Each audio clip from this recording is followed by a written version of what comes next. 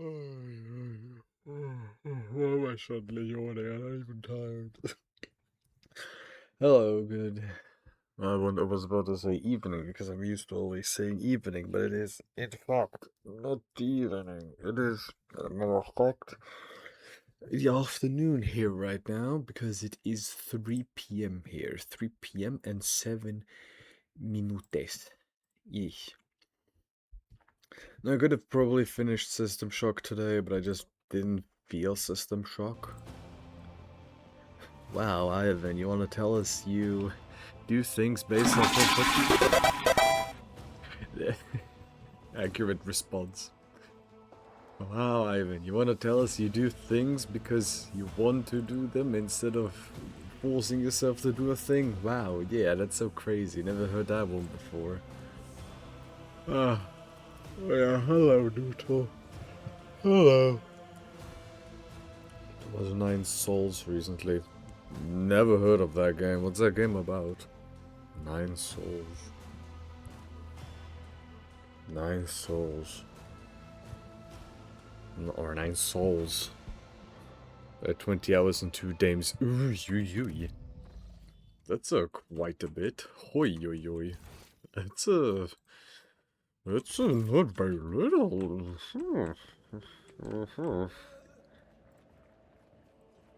I take it that it's that addicting. Temple of the Horses of Dragonis. I've kind of forgotten what I had to do last time.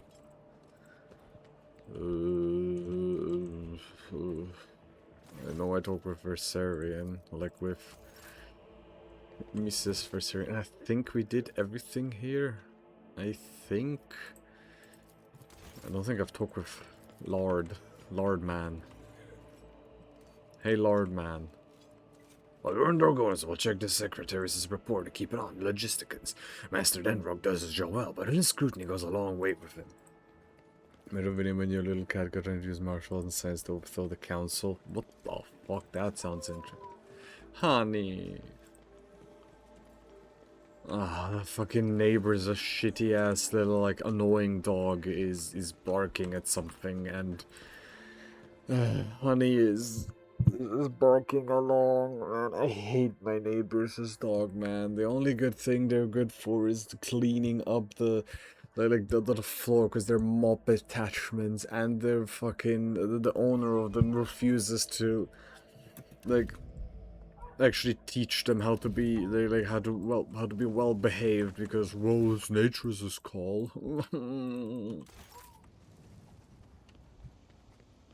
And the emotional sense of the council.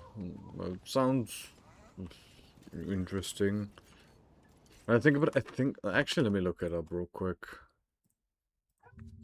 9 souls. Okay, it looks oi. Oi. I saw the cat lady. Yeah, that looks like a good game. Yeah, it looks like a good game. Yeah. I mean, clearly a very good game. Yes, now I can see the vision. I can see the vision, especially the cat lady. Terrible news on Dragoon's Lord Captain. A subsidiary Hive City, Phone 84-249, has been destroyed in a series of cascading failures. Production has halted, and millions of people have broken their vows of obedience and are fleeing. Many of them are perishing in the wastelands and overloading the transport lines leading to neighboring hives. The surrounding residential sectors are becoming increasingly agitated by the influx of refugees. What is your directive regarding the distribution of these refugees? Idea third, I don't know, I just entered the game into Google, saw some purple cat lady, and I was like, yes, I see the vision. What is the cause of the catastrophe? It is still unclear. The noble houses are casting blame on one another. Agents of the esteemed Achilles Calendar stationed in Segphone 84-249 died heroically while trying to save the population from this disaster.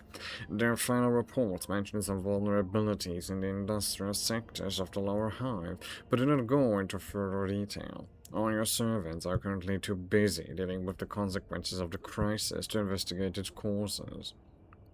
What's in my advices? The death of Achilles' agents troubles me. It may not be a coincidence. Until the causes of the disaster can be concretely established, I would avoid letting refugees into other hives. There may be saboteurs among them.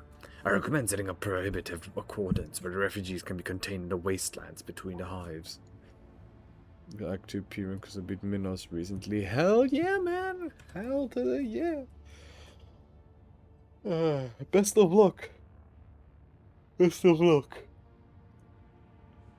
You got this, homie. Just when you do P2. Oof. Yeah. Yeah. The Emperor bids us to face the often cruel strokes of fate with dignity.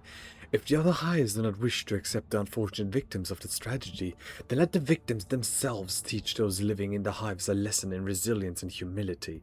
I'm sure that the Ecclesiary will aid the refugees in constructing camps to survive out in the wastelands and establish a community of proud desert-dwelling martyrs.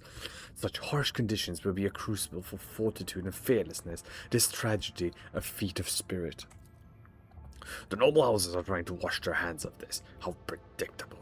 And yet, it is their duty to see that the planet meets its tithe obligation and brings glory and revenue to the treasury in your absence. Let the aristocrats see to the refugees and not stop until every last one of them has been put to work. The blood reminder of a blind blood of Seg 484249. The rogue trained against +1 deflection and 3% hit chance. Refugees from the Fulham Hive toil without rest to prove that they deserve the honor of serving the Protectorate. These servants have now been tasked with maintaining rogue trade as a commitment condition. Argenta see to the Ecclesiary does not ignore the laments of the dispossessed. So I get 1 efficiency in Wastelands' prayer. Decreases enemy critical damage by 15%. Ooh. Having set prohibitive cordons. Against the Brookhaven allies +2 momentum for each human enemy killed in battle. Jesus Christ, no, Argenta, there you go. He who dares to remain deaf to the pleas of the destitute shall be branded a traitor to the fate. Honey!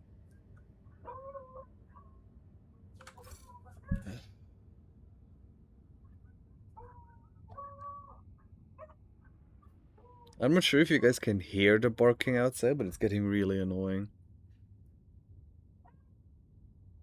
There is something outside that's bothering every dog in this vicinity, and it's because the neighbor can't control her goddamn dogs because she's a lazy, lonely, goddamn hag. And I'm not talking about the good kind of hag. No, I'm talking about like a 60, 70-year-old woman that is like the typical embodiment of a German, right? Like, very much like, and if you're loud past 10 p.m., I'm going to call the police because I want to be quiet. Oh my god, Alter! There is nothing outside of the...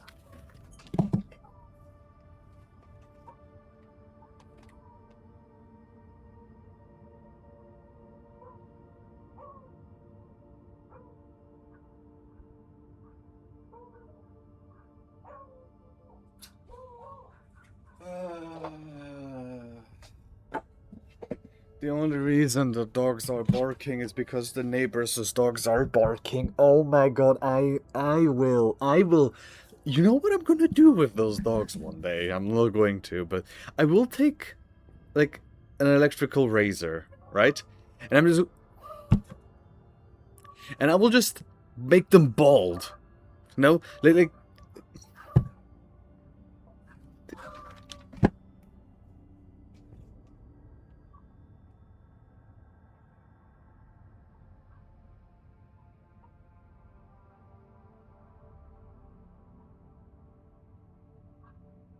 I mean, it's kind of also the fault of those idiots, because there's a dog walking past. And what they're doing is they're letting the dogs dangerously close to our fence. Like, it's just really provoking.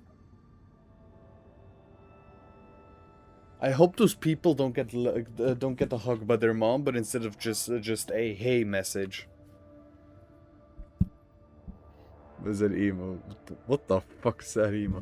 But yeah, like those little like not Pomeranians, like little Havanese dogs. I'm just gonna take like an electrical razor and just like on the top of their head just to make them look like a middle-aged man, right? Like a middle-aged like 2 beers at the evening drinking man. Large labor settlements were set up around the ruins of Scipione 84-249, and the refugees from the wastelands and neighboring hives have been rounded up there. In a harsh wasteland scorched with industrial poison, with only a bare modicum of food and clean water, the settlement residents have begun the arduous and dangerous task of rebuilding their fallen home. Many of the ecclesiaries' priests sought to share this burden with the poor souls, coming to their villages and preaching to them about the righteousness of hard work. Some priests have even chosen to stay in the camps permanently, where the desert cults of Aconite martyrs have begun to gather around them, glorifying the Lord Captain for granting them the right to suffer for the glory of the God Emperor. Which you could... Yeah, no, I haven't. Guccio. Guccio, let me look at that. Guccio. Guccio Jojo. Sort of. Yeah, sort of like that. Yeah, just like... Okay, now, restoration. A new hive city will be established on top of the ruins of CO.84-249. Palace Extasiums will be constructed on top of the ruins of CPO 84-249 for the aristocracy. The dead and the dying will fertilize the garden. Jesus Christ, no. The surviving spine of CPO 84-249 will be rebuilt into a space elevator. It will be capped by an emporium, except those ships are too heavy to land on the surface. What the hell? So I get lots of those things, but if I just do Palencia's restoration... You know what? We restore, like, their basic living conditions. Oi, I don't remember having seen these. Wait, if I gave them 4 plasteel... Wait, Omnissiah's his anger? The factory board of Genstark incurred the wrath of the Omnissiah has been struck with a major technological disaster. The machine spirits have gone to sleep inside the twisted industrial metalwork and damaged cogitators. The Forge Master... needs supplies and materials. 4 plasteel for 5 people mechanisms? Yes, sir. Lashing of a 4 Prometheum, but 4 security everywhere? Yeah. 4 provisions for 1 complacency everywhere? Yeah, sure. Okay, yeah. So for 4 people I get Prometheum and chemicals. So for 4 adamantine I get chemicals and people. Maybe. For 4 weapons and 4 mechanisms, I get 4 profit factor. Maybe. For 3 profit factor, I gain 10 provisions. For 2 profit factor, I get 5. Yeah, no. Gallagher's winter scale has found out that the secret of gas factoriums has been stolen from him. However, he is willing to leave that unfortunate incident in the past, offering the prospect of much greater gains. He is now captivated by the idea of seizing House Cordus' nephew Riggs in the frozen world of Lucian's breath. For Caligos himself, it would appear the profit is a mere side benefit of the opportunity to massacre a large number of House Cordus' servants in planetary battles. What the fuck? No. Ew. For adamantine, I get chemicals and people. You know what, sure. I can just find more. I know this one, I want to look for this one. So, any other planets where I can build something? Yeah, there's nothing I can build here. I press these. Anything at the Oanus. Secret of the Winter Scales. Monstrous Servants. I think this is the one I wanted to do. Yes. Inhabitants of Vienna's arrested. Adapters and mechanicals with strong experience in the source of returning to obedient, battle-ready genetic servants. Was this the one I wanted to do? Cleansing out of unit construction of weapons. I can't do that one. Obedient, battle-ready genetic servant. I gain efficiency and explorer tools like me more. Fuck it, sure. Let's do human experiments. Let's do human experiments. Decree on diligence. For 2 people, I get weapon mechanism, efficiency, and provisions. I mean, these two would be interesting. I lose 1 complacency, though. Oh, they have 9 complacency. Come on, they're just... You know, let's just... Wait. Issuing this decree will significantly tighten production quotas, dooming laggards to being processed into corpse starch will encourage the most diligent servant. No!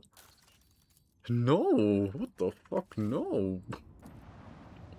Okay, so we urgently need some adamantine and some plasteel. So let's go looking for adamantine and plasteel. What are you doing, Noodle? Have I asked that already? I probably have. Knowing me, I've already asked it. And I just keep forgetting that I've already asked it. I don't need more provisions. Already have the plasteel from here. This plasteel over there. Supposedly I have to go over there? Thessera. But I have to go to Thessera. Oh, sure. Let's go to Thessera.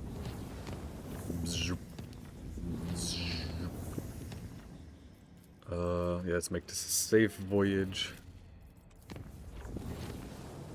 You're in your chambers enjoying some long-awaited rest when you're struck by a strange sensation, something at the level of animal instinct. The doors seem to be locked, and no one could have entered your chambers without your knowledge, and yet you are not alone. Huh? Who's trying to seduce me? Who's trying to have the sexo with me? The non-consensual sexo? I didn't ask for this.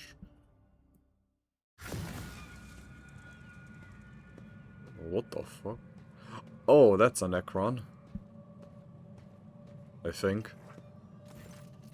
Unnatural silence reigns in your chambers. The dust motes hang frozen in the air before you. The candle flames cease to flicker, and the tuned forces who came to check your quarters stand still as statues, all in a stark contrast to the other silhouette, the one that is utterly unlike anything else in the room. A massive inhuman figure, forged entirely from dark metal, stands towering in the middle of your chambers. Despite your arrival, the uninvited guest's attention seems to have been entirely captured by the trophies on the walls of your study. Interesting. Quite interesting. The only item of note in this worthless heap. But what is the genesis? The originating cause?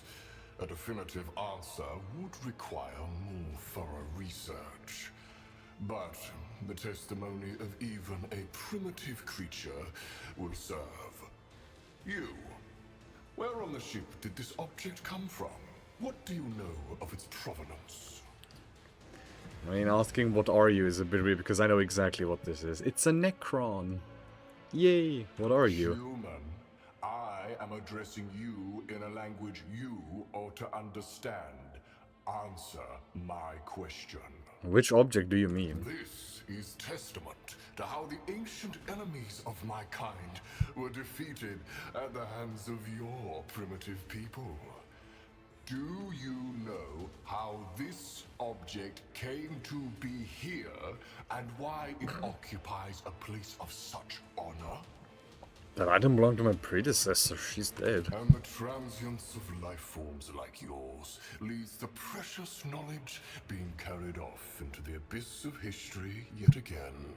I can see this is a dead end for further research.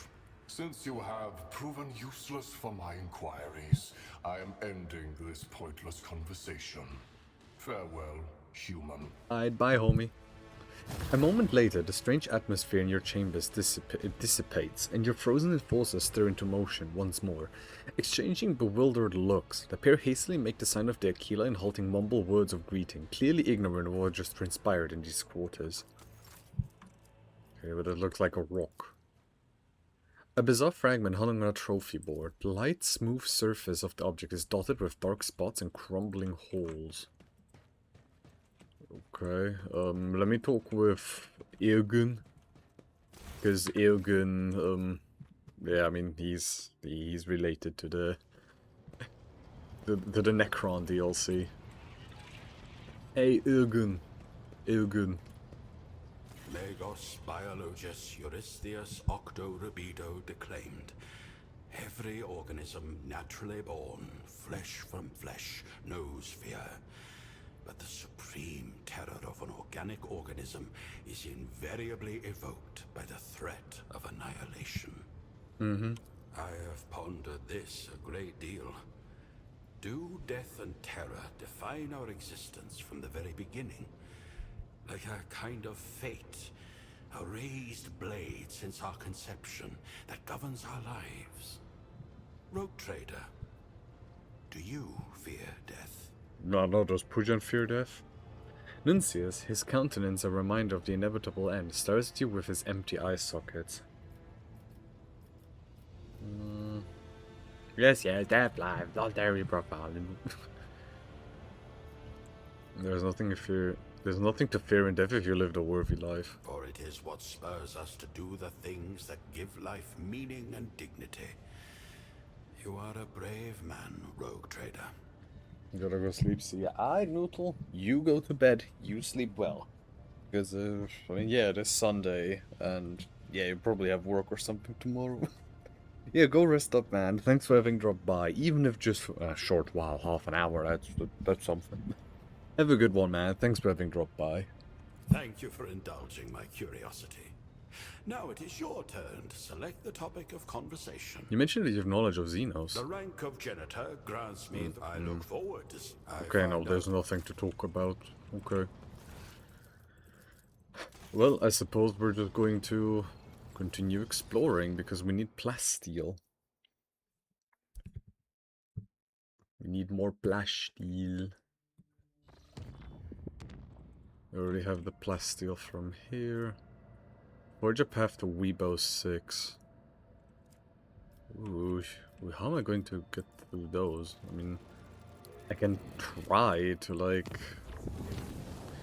Lord Captain, urgent report. We have received an SRA message from Regent Aronto Orcelio. The navigators are concerned about the fate of Cassia, who disappeared from Urak 5. The Regent is requesting an update on her current status, and he has also inquired about the possibility of a personal meeting to negotiate and arrange a return of the Lady Navigator to her house. No? The psycho-emotional coding of the received message betrays acute concern, but it also contains something that the astropaths have failed to put into words. If you excuse my forthrightness, I feel it is necessary to tell Orcelio the truth. Otherwise, a conflict with the Nabis Nobilite is possible, which, given the current state of the Cornus expanse, will only play into the hands of the enemies of the Imperium. How the hell does Orcelio even learn I have Cassia? I wish I knew, Lord Captain. It is troubling indeed. Perhaps we have a spy on board, or Regent Aronto is bluffing.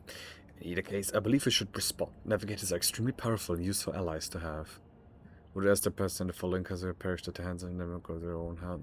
Their Regent Aronto, that their rare trader does not know anyone named Cassia. She's safe, and yeah, she's safe. She's safe.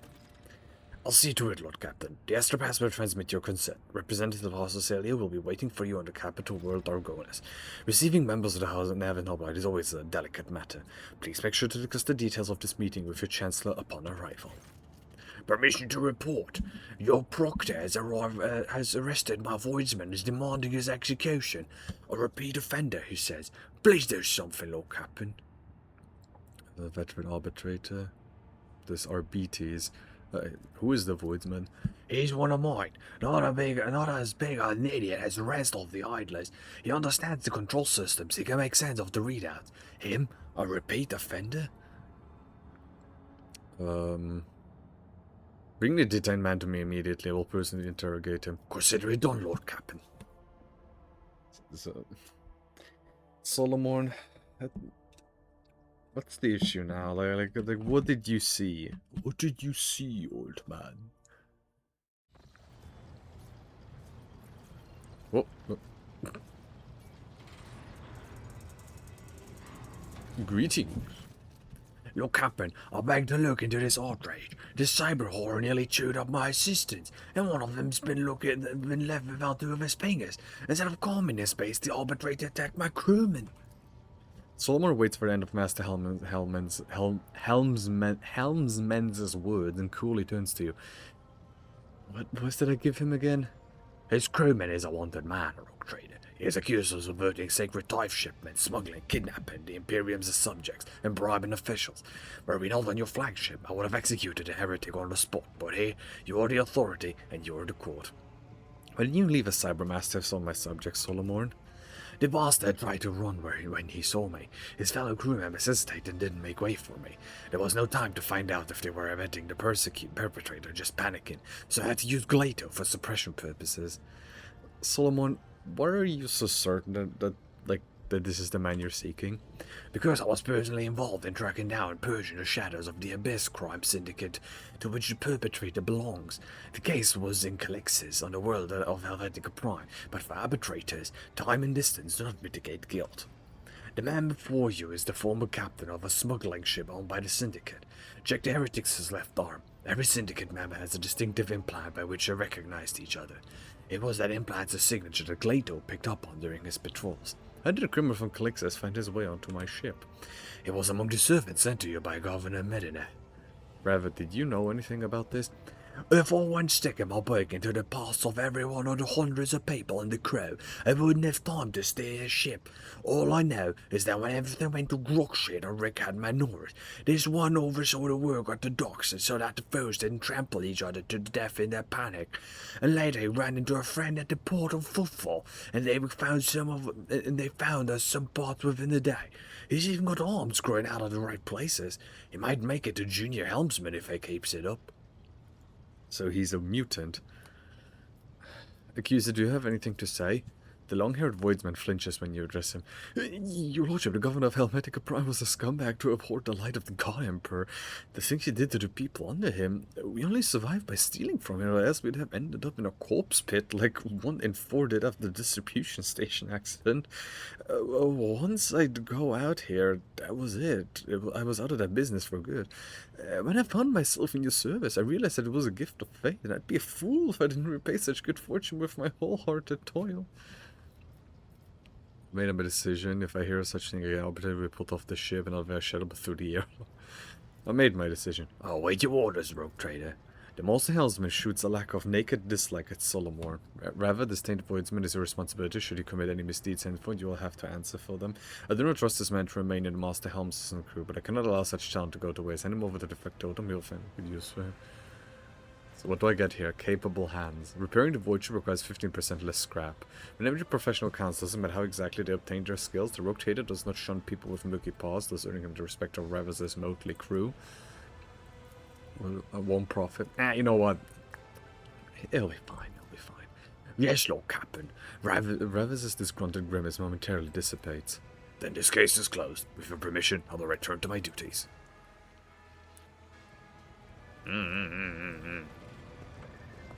Oh, honey. Honey. Stop howling at every single thing. I swear she's a beagle, but she would probably rather be a, what's it called? She would be a better, like German, shepherd.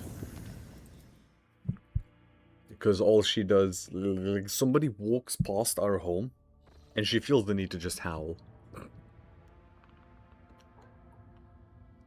Lord Captain, we've received a vox calls from Tessera. The signal quality is rather poor, but the meaning is clear. The world is expecting your lordship's arrival. Great festivities have been arranged, and a delegation led by the planetary governor is ready to give you a welcome worthy of an honored guest. Okay. So, was there even more stuff? I'm already extracting that. No, I'm just here for Tessera. Oi. Oh, I have to go there with Solomon. Okay. Okay. If the game says I'm gonna need Solomon. But wait, I think this was, like, there was actually, like, one of the things that the game mentioned of, like, hey, we have to go there. We need you there because, you know.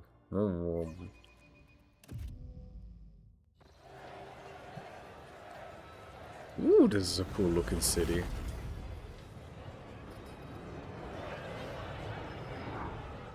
Good thing it's the left hand. Oh, I hate that. I swear, I thought that was a donkey at first.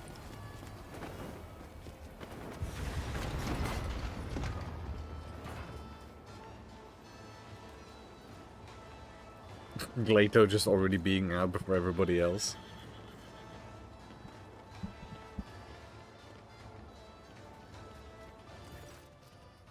Oi, oi, oi, oi, oi, oi. Oh, I hate this guy already. That's a stitched face.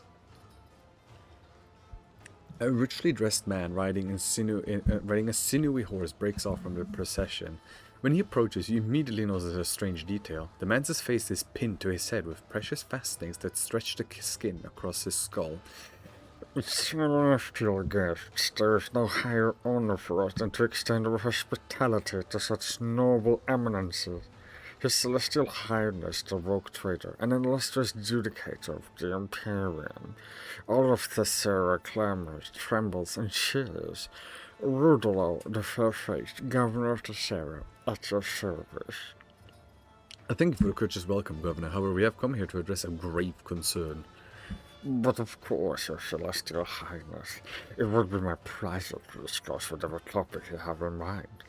That said, you have had such a long and painful journey behind you.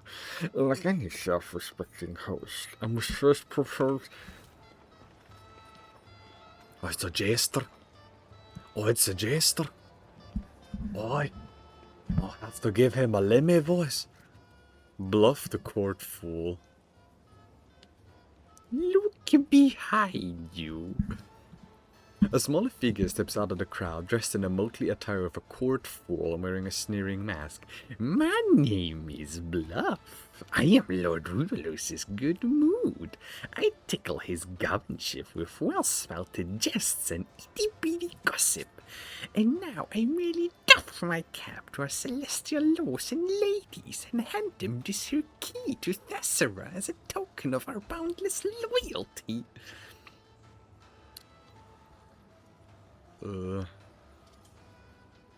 So he just the fool bows and offers you a gift. There's how you take. I don't know which to sort of hand. Do your servants often interrupt the rules of conversations without permission, Governor?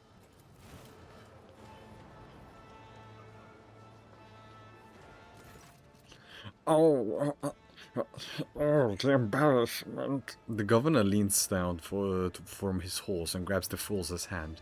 Having wrenched the key from the Bluff's grasp, Rudolo raises his hand to strike, and the fool quickly backs off. Finally, the governor offers the gift to you with a reverential bow, the key to Tessera. Look at the governor. The governor's heavy gold-stitched jacket adds a certain presence to his figure, but it cannot hide how poor of a rider he is. The way his boots dig into the horse's sides, his hands fiddling with the reins, his trembling fingers, all speak of nervousness and a lack of control. What happened to your face, Ruoldo? Ruoldo touches his stretched-out countenance. Ah, this is a fine tradition that I myself brought to this world. You see, there is a way to tame the merciless passage of time. All you need is to find a young and healthy face, appropriate it, and attach it over your own fading skin. The local nobility eagerly took this art to ascending one's life and youth, and I, once a celestial lord myself, now promote this custom to personal example so I may showcase its wonderful properties.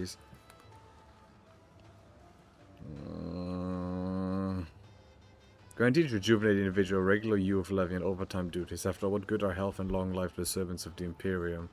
You will put on other people's skin out of a desire to look younger. You will cure this. Yeah, ban this right now. Oh, Rudolo looks confused for a few moments. Yes, of course. It's very clear. Celestial Highness, what kind of address is that? This is what we call the highborn will come down to us in their wondrous thresholds. Of course, I'm not an atheist of Thessera, and thus was once a celestial lord myself. I have grown used to the local customs, so I address you like any Thesserian would. And where are you from? From a distant civilized world. Yes, Thessera looks much of what I was accustomed to. Yet after my appointment here, I greet you to love this planet with all my heart. I hope that during your visit you, too, will come to feel at least some affection for Thessera. Rudel abruptly changes the subject, unwilling to say more about his native world. The reason for this is unclear. Ruoldo, I'm sure you know why we're here. Ruoldo nods, somewhat perplexed. I do have certain suppositions. Enough. According to data protocol Calixus Sigma UX11-4, this Mu-class planet type feudal estimate rating E874 with an assigned type grade as socio-extremist and provided its due time amount in full. You have violated the likes are hereby under investigation. You are to present all related custom reports and shipping manifests immediately. The Proctus's voice marries no emotion, and Glato sadly bares his teeth, completing the image of the implacable hand of justice that has arrived on Thessera. Fuck's sake. 1 second. Thank you. Thank you. Essentially what I said, thank you for that. Essentially what I said is, hello, your chanting worked. I had a sudden emergency, mini emergency related to the dogs. And yes, I have turned on the caca again for you. At precisely 26 minutes, and yes, I've been reading this here, but well, I suppose I'm gonna just cut this out of the vault or something. I don't know. Thank you, thank you, thank you, thank you, thank you, thank you, thank you, Fortpath. I believe there was something else this team governor wished to say. Thank you, Your Celestial Highness. We know your journey here must have been an arduous one. As a sign of our appreciation, we have prepared a veritable constellation of enjoyments in your honor. We humbly invite you to taste of our amasak along with our finest dishes, and may you likewise savor some of the local entertainment. One of the court ladies will accompany you as a single word of wish of yours linger about attention. Woman moment. Oi. Oh, she reminds me of that Game of Thrones lady, the dragon lady from Game of Thrones. A thin woman. Caw. They do resemble. She does resemble that. A thin woman emerges into the torchlight, looking at you with a mixture of fear and awe. Her diminutive figure is practically drowning in her velvet and silk dress, and a resplendent necklace of blue stone adorns her neck. Maeve, my celestial lord, at your service. Solomon leans close and says in a lowered voice, based on my experience, I would say we have been assigned a spy under our pretense of generosity. But this is a good thing. We will use this young woman as our source of information about the world. For now, it would be wise to play along and question her thoroughly once we are away from prying eyes. Prying ears. The face is your own. Why is that? You mentioned entertainment. Tell me more. Relax, mate. Just pretend that you're giving a good friend a tour of the place. Maeve smells sheepishly. I'm afraid that is easier said than done, my celestial lord. It would be like trying to imagine a mighty sun as a tiny ember. But I will do my best not to anger you by acting too nervous. Your face is your own. Why is that?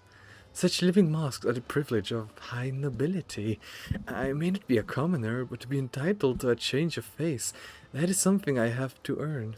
Maeve casts a fascinated eye over the nobles whose faces, inasmuch as they are theirs, are stretched tight over metal fixtures.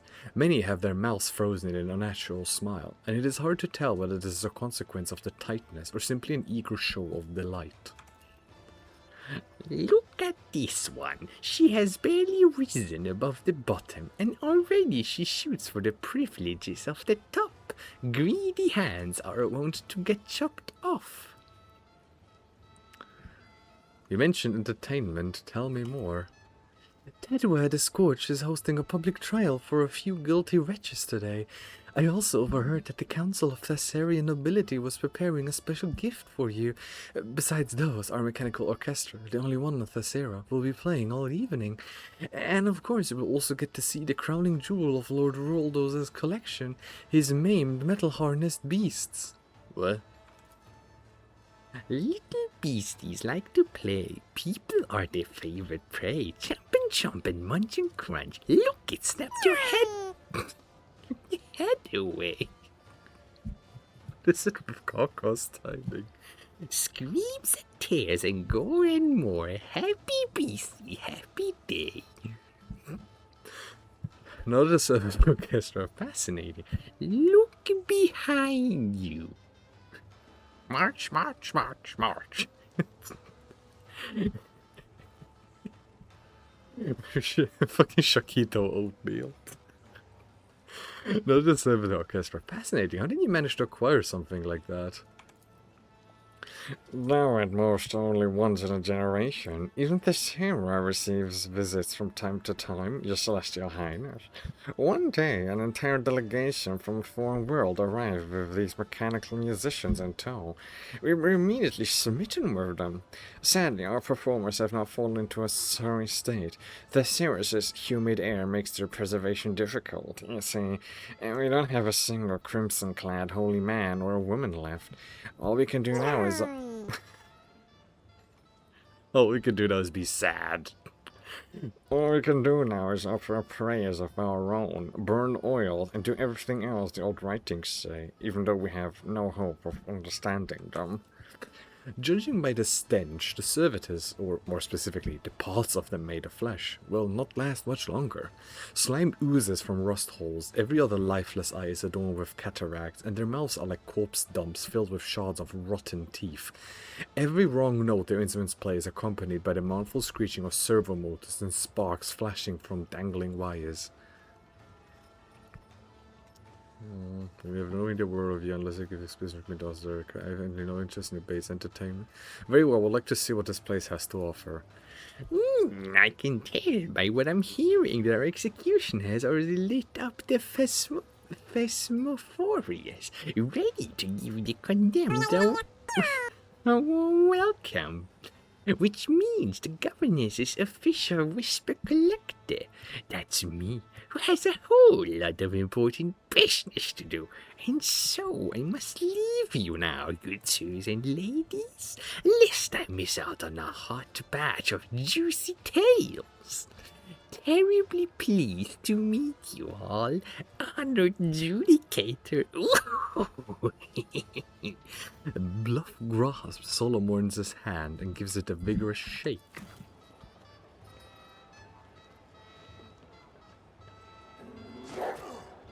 Oi. Before he can even blink, the cyber mastiff beside him sinks its teeth into Bluff's forearm, jerking it back and forth in a fury. The attack lasts only for a moment, but when Gleito lets go, the fool's limb is already torn to shreds.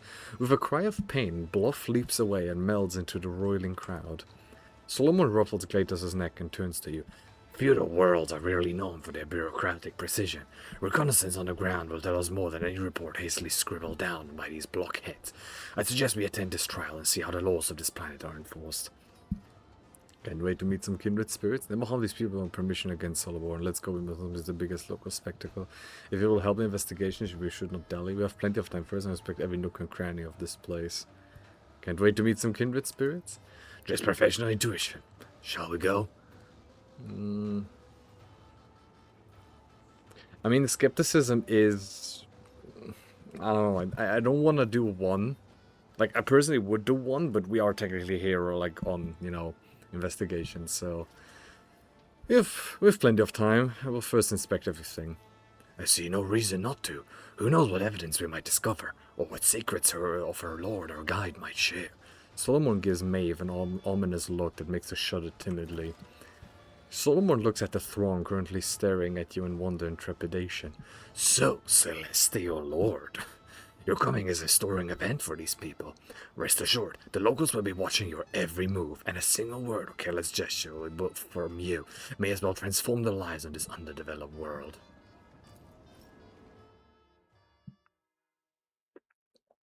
So we're on the medieval world.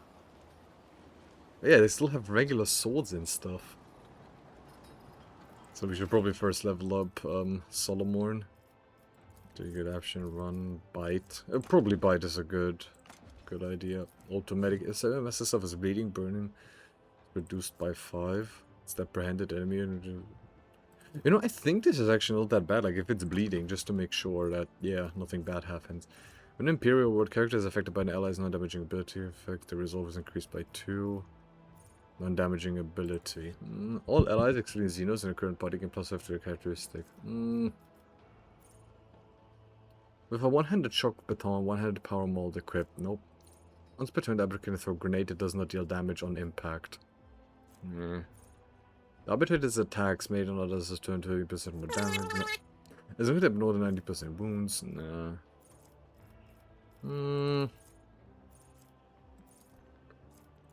No heresy. Genzinos and demonic creatures. Oh, no. Is it effective? But yeah, sure. I mean, with Cassia, that's essentially almost always the case, right? Fellowship. And then, yeah, sure, demolition. Demolitions expert. I mean, weren't you using the best? I'm sure the wiki would help you. Shit, you're right. You're right, man. I'm sorry. Please, I shall apologize to Mr. Gotchi himself about not playing a meta deck. I truly apologize. I'm sorry. I'm sorry, Mister. Sorry, Mr. Farting of the Baths. Oh wait, that's a carriage the Celestial Lord drives around the sky in. Oh, Celestial Lord, we've been waiting for you. Oh yeah, they are. The Chronicle of Fates by Gorgeous Fault, Chapter 2. It befits any servant of his to thank daily the Emperor, him that holdeth the key, for a lot given them in life. As I have thanked him with my writing for thousands of moon lives, so too do I thank him now with the fetters that are preparing my soul for its new destiny. The rules of this service are simple. Day after day, I reverently carry with me the glass fetters, not daring to break them. Some believe that merely keeping them by one's bedside is enough to perform the sacrament. This is a lie, perpetuated by the slothful and the faint of heart. I feel going like kind of understanding meta things does help, like later on, like say you're say in a fighting game, right? It probably doesn't hurt understanding like how things work, or why meta stuff works. But personally, you know, I mean, to be fair, I wouldn't be understanding as much about, say, League if I didn't understand meta picks and stuff, and why they work and how they work. Though at the end of the day, arguably more important is understanding how enemy players are and how predictable they are. Which does in turn mean you need to understand the champion that the enemy is using, right? Because, well, otherwise, you know... See? Right there. Oy, Glato. Duty prevails. How can I talk with Maeve? Never doubt me. No, Maeve, come back. No, Maeve, I wish to talk with you. Noticing your gaze, Maeve turns to you. My celestial lord, she hesitates before continuing. They say you are the God Emperor's anointed. Have you truly seen him? And as now our God Emperor resides on Holy Terror, many legendaries. No, I have to pretend like... Have I? I have just not seen him. I've personally advised him on ruling of the Imperium. Maeve's eyes are like two moons, shining with wonder and curiosity. She bites her lip in an obvious attempt to restrain herself and not pepper you with more questions. Pardon me, did you wish to ask me something? Solomon casts a quick glance around, as if looking for someone, and then nods at you confidently. How do you find living at the governor's court? I dare not complain, my celestial lord. Lesser nobles such as myself sometimes receive punishment for angering our lords, but that is good, in a way. I think it makes me clearer and brighter on the inside and helps me to better serve the God Emperor, the holder of the key to all destinies. Maeve makes the sign of the Aquila and turns a reverent gaze upon you. You call the Emperor the holder of the key to all destinies. Why? Forgive me if I said something wrong, my lord. Preacher Antiochus said that a God Emperor holds the key to all destinies in his celestial hand. He himself sits at the very top of the great tower of humankind, from there gazing out over the worlds and stars of his domain. He sees all, knows all, and a bloody tear rolls down his cheek when he reads our shameful thoughts and deeds in the annals of our lives. But those who strive, who do not let the seed of evil into their hearts, he will reward with a new destiny, a new life, and higher and better than one before. With the turn of his key, he unlocks the dungeon of their souls. I live in hope that one day he will come to my door. Maeve's smile is one of sad resignation. How fascinating. What are you going to do to get a better destiny? I can hope. Pray earnestly. Try to be virtuous and diligent. And if I manage to please the Celestial Lord, then maybe, just maybe, the Emperor will take notice. I think the Emperor has taken notice. What is it with the timing on that part? He will take notice. Just...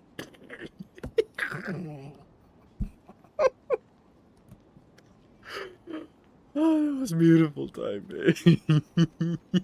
The Emperor just took a shit. She's like, oh, a sign by the Lord.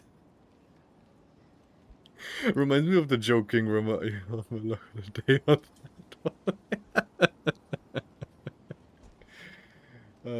wait, I think while I had that BRB, the caw continued playing.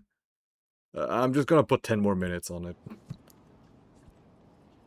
Though the Caesarian honor the god emperor, the interpretation of the creed verges on heresy. Serving him is already the reward, and only the desire to serve longer and with greater zeal is worthy of pursuit. Infinite caw. Hey, I'm just keeping my word of like how to keep the caw, right? And like how you redeemed it. I want you to get the bang for your buck, and in this case, I want you to know that your channel points are being scammed, right? Argenta shake. Kaka gave me an approving, yes, you're doing well. Argenta shakes her head. Serving the Emperor merely to earn a better fate? What the pitiful foundation of her faith on Thessera. Missionaries must be sent here to set this world upon the true path while there is still time. Why did the God Emperor lock people in the dungeon?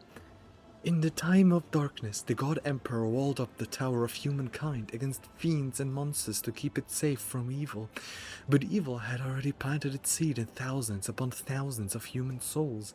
He locked them in the dungeon of the tower so that they might first eradicate the evil in their thoughts. All our lives we atoned for our transgression against the God Emperor, and after death we returned to his judgment. But there is our burden to bear, my lord. When I see you and realize that before me stands his anointed, one blessed by his godly hand, there is no one happier than I. What do you think of the governor? Oh, he's a wonderful person, so considerate and generous. But, of course, his venerable age has taken its toll. He behaves oddly from time to time, but we all have our quirks, don't we? He behaves oddly? How so? Well, he gave me a lovely Thessarian necklace just before you arrived. Strange, is it not? To bestow such a treasure on someone of the lower nobility. And I also noticed that we have been conversing more as of late, and it's been easier. Sometimes I think he knows me better than I know myself. So the governor has never favored you like this before. Perhaps the appointment to his court of rogue trader also came as a surprise. Maeve blinks in astonishment. That is so, my lord Judicator. I wonder why the God Emperor saw it fit to bestow such a tremendous honor upon me. Yeah, there's something up with that necklace.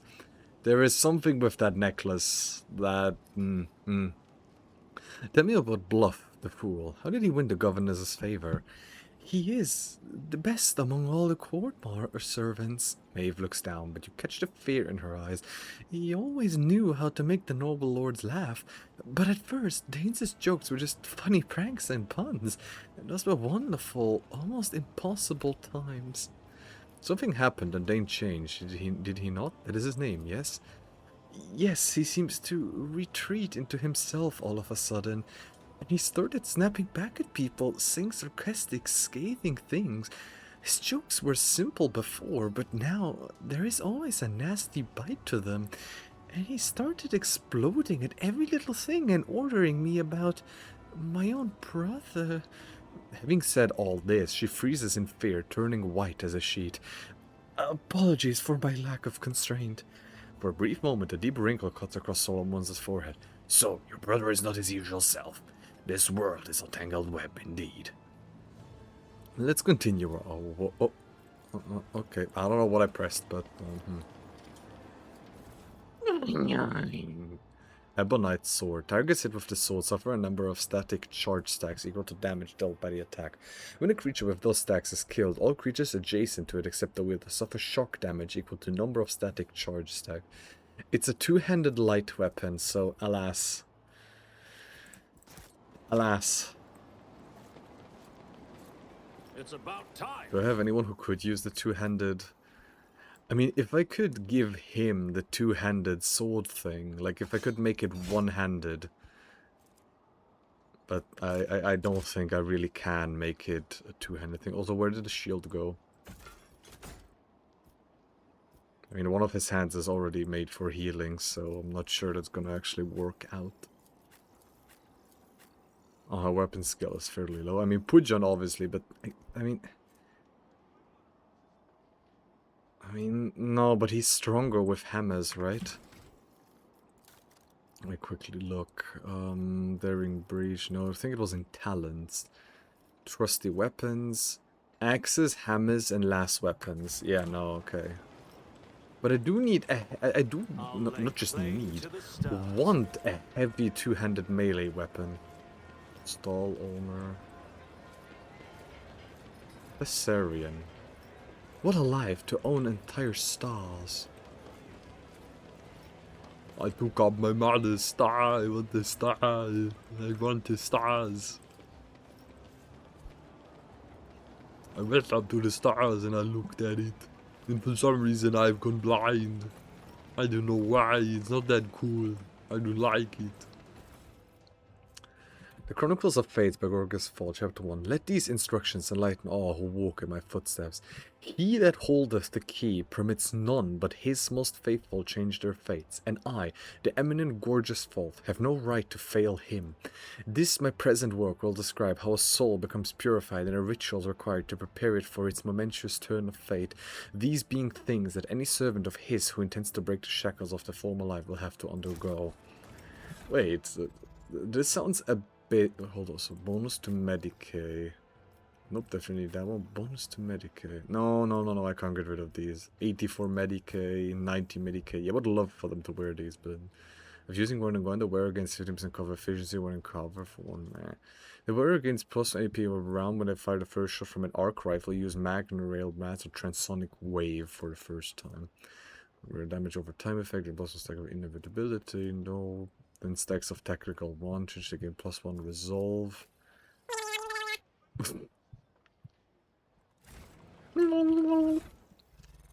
Kaka, my beloved. So, where are these things I was reading? Internal report, rough bloody sketch. Oh, it's a rough bloody sketch, eh? If befits any summoners to thank daily the Emperor, thank the holders the key for all given life. Just thank him with my radicals on Moon Lives too. Do I thank him for another fetters? Okay, so I need to find some fetters and not destroy them. Rider. I barely know. Marking location. Yeah, open it with a key, with a movie key. Success is the only outcome I accept.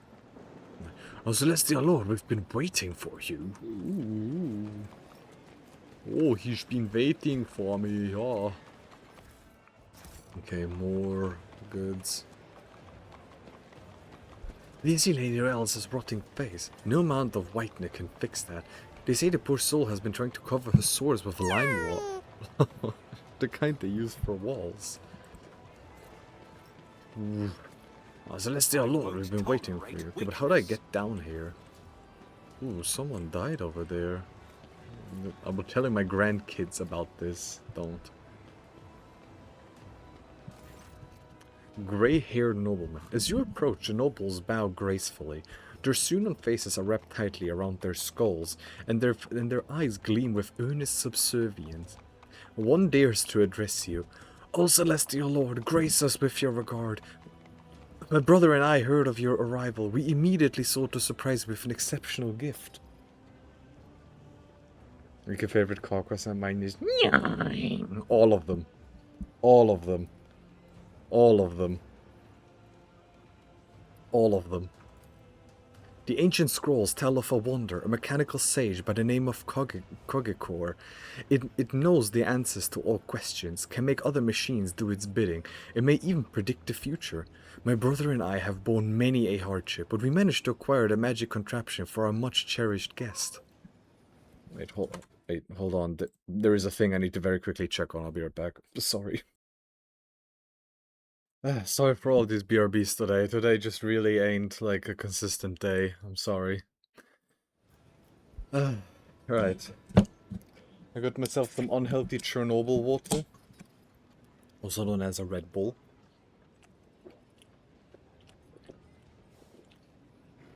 And it's not 5 p.m. yet, so I can still drink it. Alright, where are we? The box in front of you, presumably the Kogekor they speak of, exudes a strong odor of ritual oils.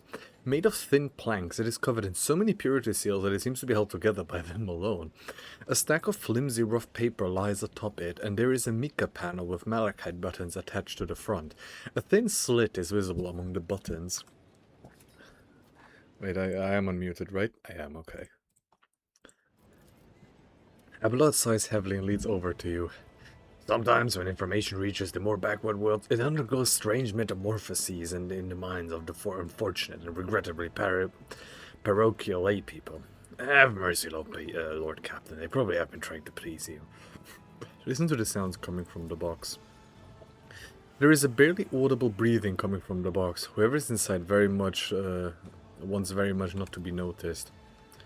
Glato stalks toward the box and bares his fangs, while Solomon frowns grimly at the device. Really? Then again, what could you expect from his ignorant world? Also, I forgot to turn on Kaka again. My apologies, Mr. Farty Bath person. What a rare, magnificent gift not displayed in my chambers. There is something I wish to ask this Kogekor. If I may advise the Celestial Lord, in order to receive an answer, one should take a piece of paper and slide it into the hole here. Then touch the stone and ask the question loudly and clearly. Kogeta, answer only yes or no. Is your next answer going to be no? The miraculous device reluctantly accepts the offered paper and makes a vague moan-like sound. After a languid moment of waiting, you're presented with a sheet that reads error, which most likely means error.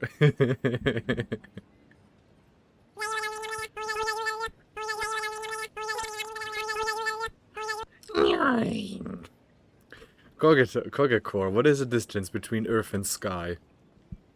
The sheet you offer is consumed with a speed beyond that of an ordinary autoquill. After a few moments, the sheet returns with a single notation. Lots. Kogekor, what does the future have in store for me? The sheet shoots back out of the box and falls to the ground. It bears a solemn inscription. Glory everlasting. Kogekor, what is the punishment for liars and frauds? The box holds the paper for a long time. When the sheet finally emerges from the slot, it is visibly shaking. You see the words, emulation. Please don't. Solomon folds his arms and leans towards the slot, his voice ringing with steel. Machines cannot feel fear, Kogekor. They can only meekly accept their fate. The proctor catches your gaze and shrugs. I couldn't help myself. Enough questions for now. As you wish, don't hesitate to pose more questions. There is enough ink for many more answers. What a rare and magnificent gift. I will be honored to display it in my chambers. Our hearts flutter at the opportunity to please the Celestial Lord. May this sagacious machine assist you in your endeavors. Yeah, there's a guy in there. There's a guy in there. And when he's aboard, we're just gonna, like, question him. So then, what is this? Why is there an animal thing? Oh, Plato! They found the books! As in a bloody sacrament, a one-handed mace. Area text will create a smoke cloud. All creatures that enter that area must pass a toughness, strength, and willpower resistance test with a -30 penalty. On a failed toughness test, the target becomes blinded for 2 rounds. On a failed strength test, it becomes slowed for 2 rounds. On a failed willpower test, disturbed for 2 rounds. That is actually a very good mace. Too bad I have no one that can actually use the mace. If anything, him, but... fucking rusty saw. Fucking saw, man. Saw Goodman. I always get the job done. Oh, you get the job done. The Emperor The blacksmith has somehow managed to forge shells and casings. They do not belong on the feudal world, but there's no doubt as to what they are. The ammunition. Oh, that's a dead guy. Why is there a dead guy here? Examine the Medicaid 60. Someone disfigured the corpse's face and threw the body off the parapet. I should have maybe equipped the Done. Oi! Oh, level up. Yay. Cyber Eagle as Raven. 15 willpower. Enemies affected by a relay psychic power must pass an agility resistance test or become slowed. If the enemy is already slowed, it must pass an agility resistance test with a plus 20 to become immobilized. Targets immune to immobilize suffer warp damage equal to 5% of maximum wounds. Oh, that's huge actually. Hold on, which is the one that I just got? This one, right? So, in this one, I have way more willpower, but Veil Degradation is up. The Cyber Raven suffers no damage and a relay psychic pass the an additional 18. But it says an additional 18 damage. But it also says any relayed power. You know, this might be... I mean, but that one says Grave Chill, but this one is about immobilization and... Nah, this one feels more like Lysandra. I have to pick this one. Who's there? Is that a Celestial Lord himself? You shouldn't have come here. Okay. Okay, sorry. Excellence matters. I'll be leaving right away. I'm sorry. I'm sorry, I shall not be there again. Okay, but now we have a level upstream. Deep Laceration. When using Scourging Strikes, the execution is merely critical of 17 levels of bleeding instead of 10. Whenever... I mean, this would actually be strong with that other skill that he has. Like, Pujan is low, he uses that, and then he heals up. Yeah, I'm gonna pick that one, actually. Because one of the skills, activates the damage. Like, a few instances of damage over time. For each enemy that considers the Vanguard a priority target, armor is increased by 5%. Defenses now have -10 penalty to weapon skill, attacks of opportunity instead of 20. These attacks do the addition of 7 damage. All enemies in the 2-star radius around the Vanguard suffer a -8 dodge against all attacks of the Vanguards. The enemy considered the Vanguard is -11%. Critical hits it plus damage to him. Allies affected by Vanguard's abilities gain 5% armor. When the Vanguard hits an enemy with an attack of opportunity, that enemy must make a willpower resistance test. Okay. Bacon of mine. Before temporary wounds allows the Vanguard the number of temporary strength for 1 round. While the Vanguard has at least 1 ally in the 2-star radius. The next attack made by an ally in the effect of force distraction gets additional 3 MP. All allies affected by the Vanguard's ability 8% less to suffer a critical hit.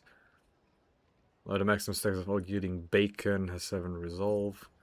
Wall of Rockreed now grants additional 7 temporary wounds to all targets. And when the Vanguards as ally in 2-star radius aren't to miss hit, once the Vanguard grants 10 temporary wounds. Other brace effect of the Navy officer can use the get off me ability once per round target melee attack but will fall prone. Get off me. Pushes enemies in a 2-cell radius. Pushes enemies in a 2-cell radius away 2 melee attack. And the targets of the melee attacks must be... Okay. As with the brace effect affected by Navy, so not attacking other attack abilities gain 18% dodge for 1 round, does not stack, do not provoke attacks of opportunity.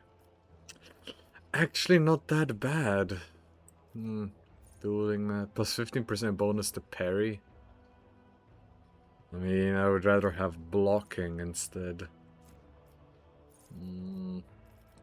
Higher resistance. The additional damage suffered from pheromones is reduced to 10% per stack. Increases wounds by half the level. I mean, for a tank, you know what? I'm actually gonna pick that. He's our tank. He needs to be tanky, so I need him to have more HP. Okay, this is Argent, always ready. Starts with 2 stacks of versatility. Every round, the first single target ability used by an ally in Argent meeting gives 1 AP to that ally. I mean, I very often do use her. Any ranged attack burst out Argent reduces the weapon skill of enemies hit by -10 until the end of combat. And if Argent an area that attacks both melee and range, reduce the deflection of all enemies hit by -2 and the armor by 7%. Does not stack. Does the dodge of enemies that are forced make resistance? I mean, honestly, there are some enemies that are extremely tanky, so I think I'm actually going to pick this one because I feel like armor reduction is becoming more and more important. So yeah, weapon skill, not really agility. Perception. Like not stuck. Yeah, they're not stuck. Yeah, they're not stuck.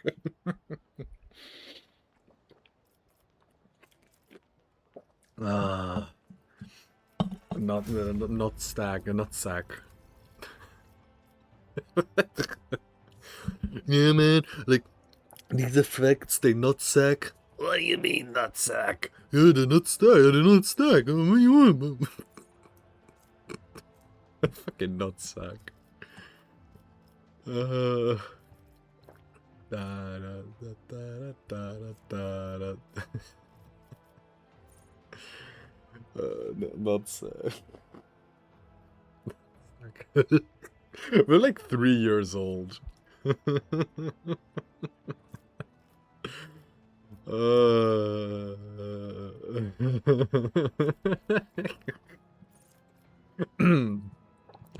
Nutsack.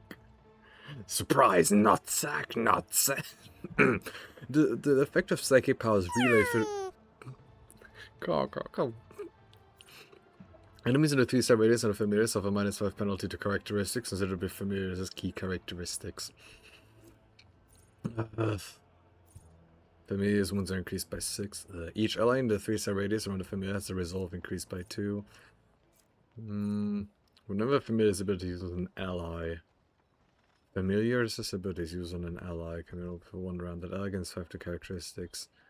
Look, whenever a familiar's ability is used on an ally, I don't get this one. Keep familiar increased by 5. While moving, the Psy-Riven deals 12 warp damage to each enemy it passes. I feel that's too low at this point. At the start of the officer's turn, maybe. At the start of each round, the Veil Degradation 50 more all creatures in a 4-star radius on the Psy-Raven suffer 9 warp damage. Would synergize with the other one. Got chores to do. Goodbye. Goodbye, Fort Bath. Thank you for having been here. Go do your chores and watch that they do not stack. That they not stack. Just when you use the boxes, watch out that they not sack. Have a good one, man. Thanks for having been here. Cheerio, man.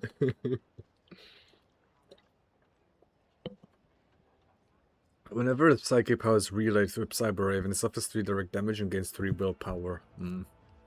While the Overseer and the Familiar are adjacent to each other, that doesn't happen. If the Overseer is within 4 cells of the Cyber-Raven, remember the Overseer... No, okay, no, that doesn't really happen. While the Psyker is not in the target's line of sight, while the Psyker is in cover, all resistance tests of the target suffer no... You know what, that's actually very good. Yeah. Gonna help with the other willpower things. All the Monster Tactician's abilities work as if they had 8 more stacks of tactical advantage. At this point, that is 5% more damage. When the Monster Tactician's ally uses a heroic act, Monster Tacticians begins combat with additional stacks attacking with a number of enemies. The Monster Tactician did 7% more damage dog with 50%. Oh wait, these I haven't starred, so I need to watch for the ones that I've starred. Every enemy the Navigator has in their line of sight has its dodge and hit chance reduced by 7. The Navigator heals 7 wounds at the beginning of every turn against 1 additional wound for every Navigator talent taken. The healing increased by +1 for every creature killed between the Navigators this turn. I mean, the healing would be huge, but she's often not really like in danger. Unless they are targeted by the Navigator's power gain 10% armor. This additional armor is reduced by the amount of Veil Degradation. Anything else down here I might, like, need? It doesn't really have that. I mean, what does she? She has a sniper, if anything, but... she must Reciter. 2 more movement points. I mean, she rarely moves.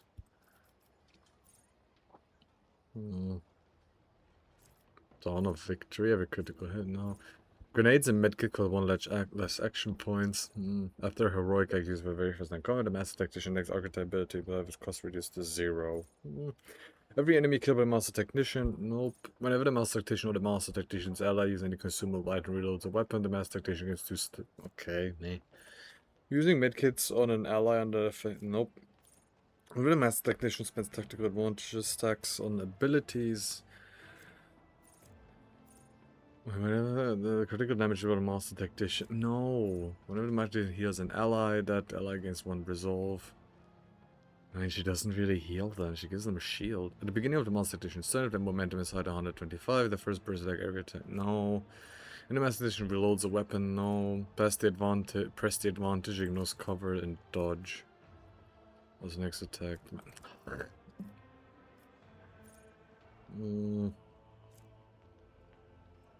I think I'm actually gonna pick this one, bro.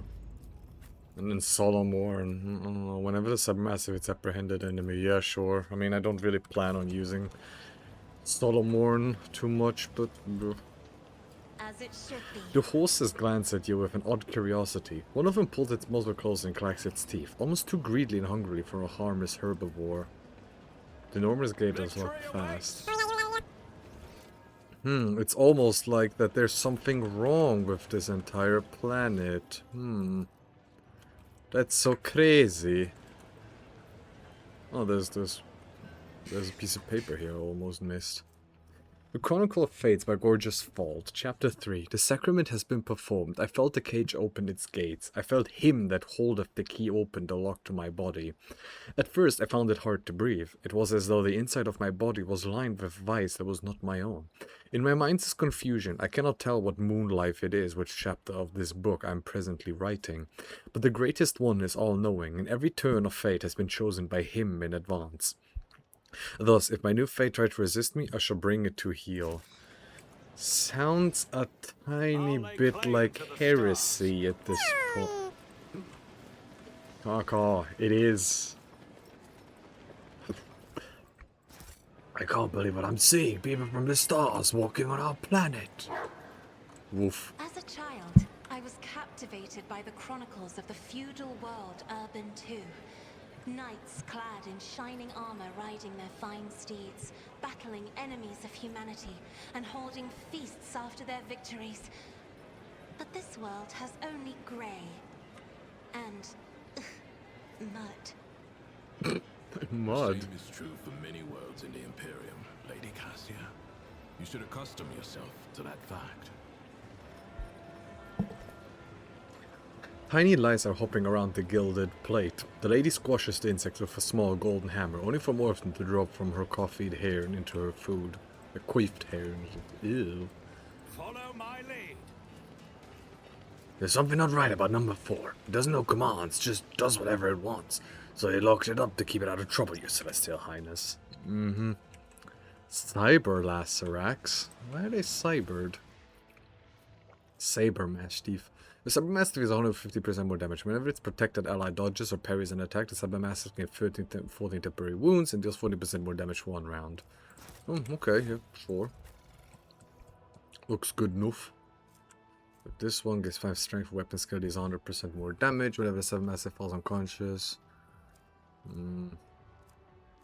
Yeah, sure, do this one, yeah, for protective doggo.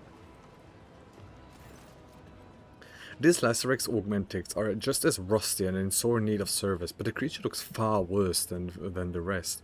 Gaunt and weak, almost miserable, the beast looks up at you with glazed eyes as you approach. On the door, you notice a scrawled sign that reads Animal Number 4, Don't Feed. Don't feed. The same number is burned into the skin of the Lacerax. Examine the Lacerax. A quick inspection is enough to determine the cause of the problem. Some of the Lacerax's augmentics are clearly not working correctly. The muscles near the energy conduits are twitching, as if the machine's spirits, in their fury, were torturing the beast. It is surprising that only this Lacerax shows such signs of torment, considering the poor state of the augmentics of all the cyber beasts here. A single Ato convulsed like that when his augmentics were malfunctioning, Solomon says, then adds with sudden anger, I doubt the local halfwits had first clue about maintaining implants. They should have stuck to shovels and left the beast alone. Attempt to repair the things? You try to reach your hand inside to get the Lacerax's augmenting, but the cage's bars force you to withdraw. Hold on, step away and save. Also examine them. I'll learn from this mistake. The Lacerax ribs are heaving, thick saliva dripping from the long tongues. The creature must be terribly thirsty on this hot evening. Unlock the cage. You're unfamiliar with the operation of the mechanical lock, but it does not stop you from disabling it. The cage door opens with a creak. However, the beast inside shows no reaction. Let's attempt to repair the things. You find the issue and fix it with ease. One of the circuits was broken, possibly damaged in a fight with the other beasts. When you are done with the repairs, you are hit with a realization. There's now nothing standing between you and this huge predator. With a flash of its visors, the beast begins to turn slowly toward the exit. For a brief moment, you find yourself only a meter away from a monstrosity whose jaws could snap a person in two. It hisses in your face.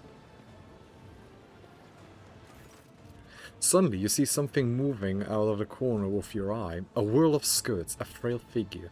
With a small shriek, Maeve throws herself between you and the snarling beast. Off with you! Get away from my lord! Here comes this. What are you doing? It's going to kill you. The young woman is trembling violently, but she does not move an inch. Better me than you!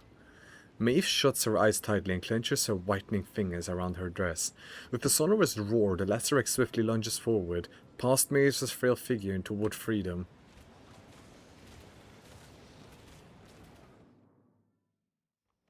Oh well.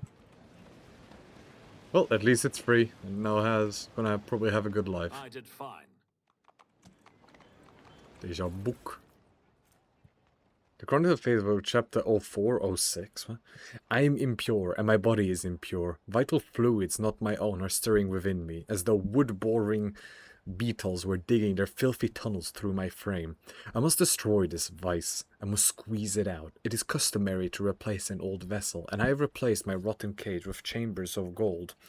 It is customary to chambers of gold, yet I still feel filthy, for if the contents are spoiled and not merely the shell, then what can be done to achieve redemption? My face is burning, a borrowed face, a weak face.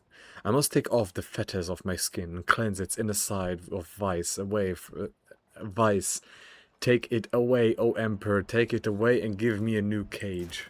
I won't tolerate weakness. I don't think that guy is doing well.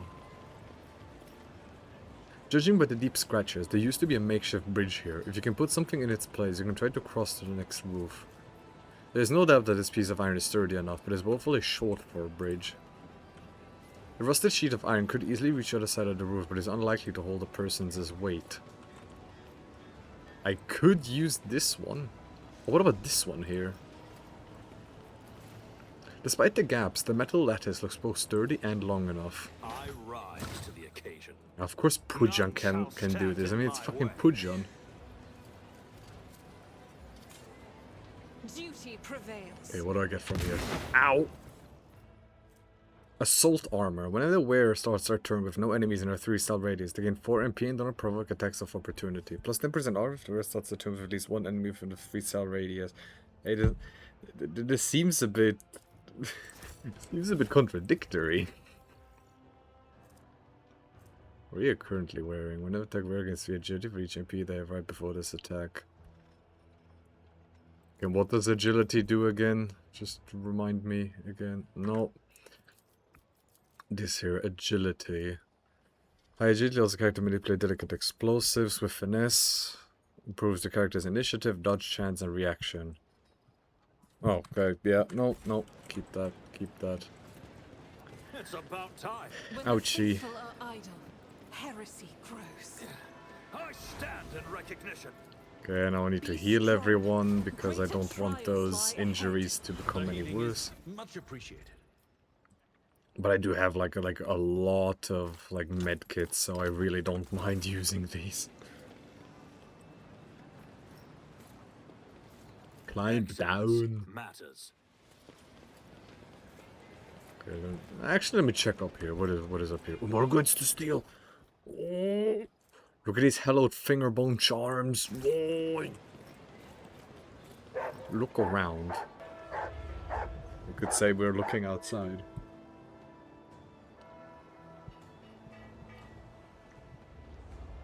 Oh, look, the slums. Thank you for your miracle. Without the star's blessing, we are blind. Yay! May your ear forever be merciful to our pleas. I'll lay claim to the stars. What the fuck is this? What are they building like statues out of? What a lie, I've done the entire stuff. Fix the lifter. Just as I planned. Lifter? Success is the only outcome I What is this? accept. Armor of Iron Will. Metal wearer blocks an attack. All adjacent creatures possess a toughness resistance test as after +1 stack of perplexed. Oh, that is... Ooh. I mean... Well, I lose 4 deflection, though.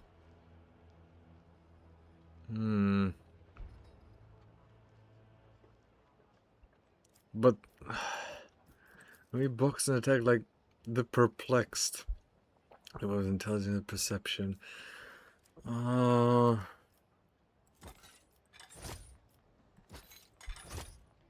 This is dodge. 30 dodge reduction, 95% to parry, and 4 resolve.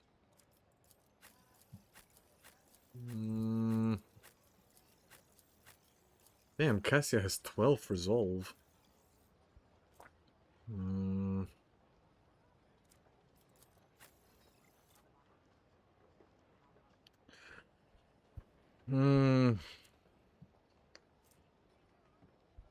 Whenever he hits the character. Wasn't there something? When a wearer hits an enemy with a melee attack, the wearer nearest ally gains 6 temporary wounds.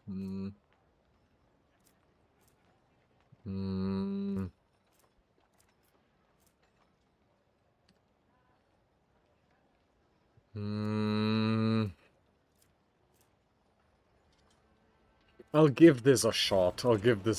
But him being squishier is a bit concerning, but Follow my lead. But it does work really well into his game plan. The tables are overflowing with rare and peculiar food. There is enough of it to easily feed dozens of hungry mouths, but the servants are unlikely to get even a morsel of this feast. Lyre playing servitor, organ grinder servitor, fiddler servitor, drummer servitor, piper servitor.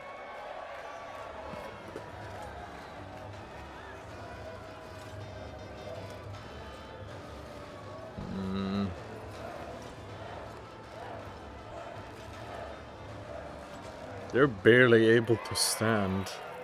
Aye. A new challenge. Aye. Okay, we have to go around. Oh, what is this? Tadua the Scorched. Oh yeah, this thing. Yeah, I remember. It looks like an Iron Maiden. Aye. I'll be telling my grandchildren of this day. You see a man with a cruel grimace on his face and hands disfigured with burn marks. Behind him stands a ghastly-looking mechanism adorned with a polished skull of gigantic proportions. The eye sockets, their edges melted, gaze darkly at the crowd with the promise of inevitable punishment. The man, clearly the executioner, bows his head. The very messages of the sky have come to decide our fate. We are honored, your celestial highness. Who are you? I am Tadua the Scorched, a slaughter man of the 5th generation, and a humble disciple of the Iron Saint you see before you, your celestial highness. Master Tadua knows no mercy, and his hand is unfailingly firm in the sacred cause of administering justice. Maeve is careful to keep her posture straight, but her frightened gaze is deliberately averted from both the executioner and the mechanism behind him. What is that structure?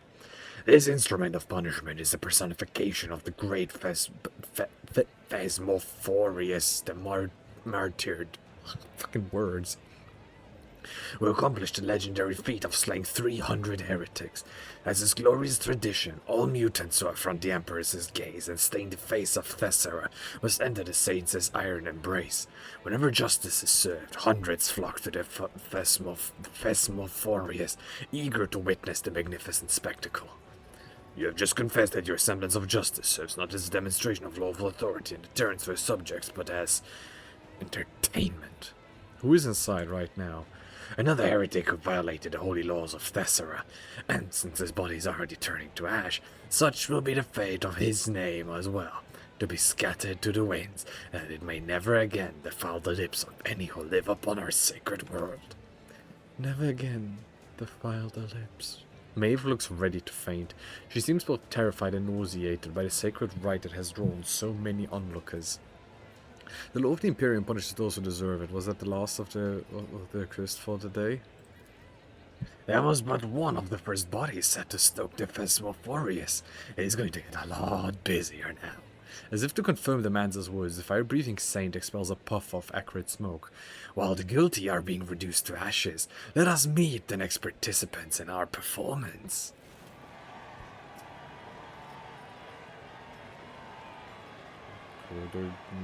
Okay, on night. Oh, mutants. Two people, or something resembling people, are pushed onto the stage. They are mutants, hideous parodies of humanity, forever tainted by the imperfections of the flesh. One of them is dressed in stained yet expensive clothes. The other wears the tattered uniform of the local guards. Your Celestial Highness, behold, two loathsome heretics who blemish the very face of Thessera with their existence. Thedra chuckles, but his sneer is completely devoid of mirth. The degree of their guilt may vary, but they both deserve to enter the blazing bowels of the Phasmophorius for the worst of their transgressions, distorting the sacred face of humanity. But since fate has graced us with such lofty visitors, I eagerly cede the right to punish these miscreants to you, your Celestial Highness. Contrary to Rios's honeyed words, the executioner's voice betrays his poorly concealed displeasure. Cassia purses her lips as she notices the onlookers staring at her hands, eyes, and neck.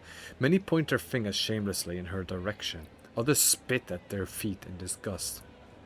Her chin raised high, the Lady Navigator adjusts her forehead adorned with the clawed hands. She squares her shoulders, lets out a breath, and glares at the crowd with condescension. What do you mean by the degree of their guilt may vary? Thedra fixes you with a fanatical stare. One of them, despite being one of the highest lords of Thessera, spat on our world's customs and refusing to alter his destiny. The other did change his fate, even though he was just a lowborn wallowing in the mud.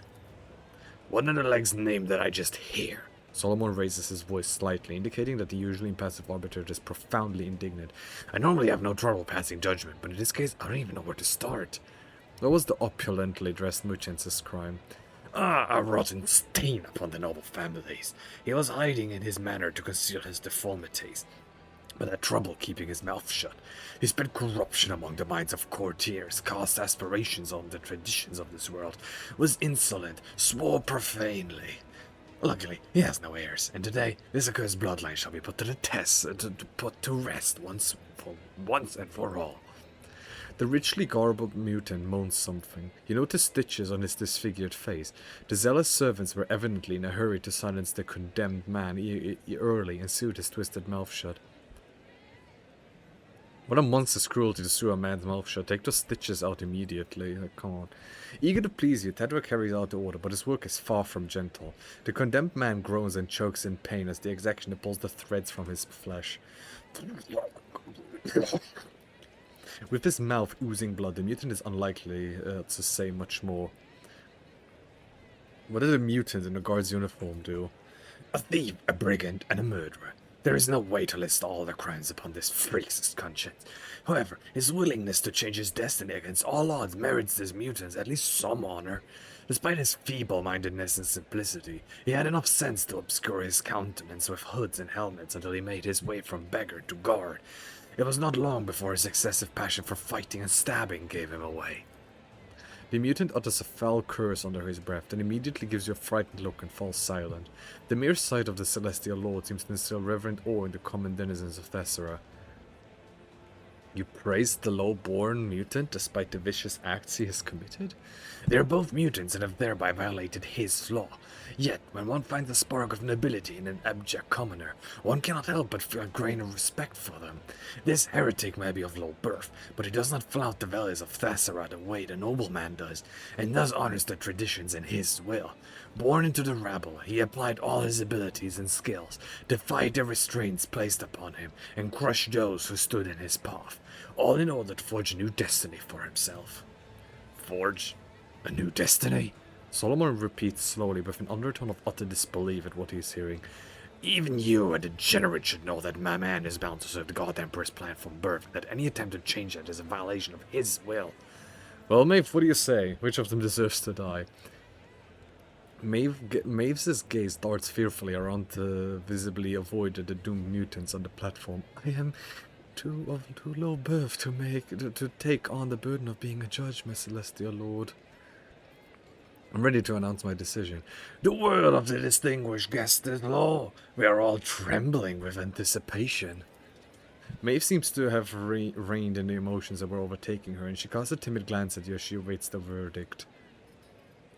The mutant commoner must settle the furnace. No one has said before. Let them both go. Burn. Let them both go.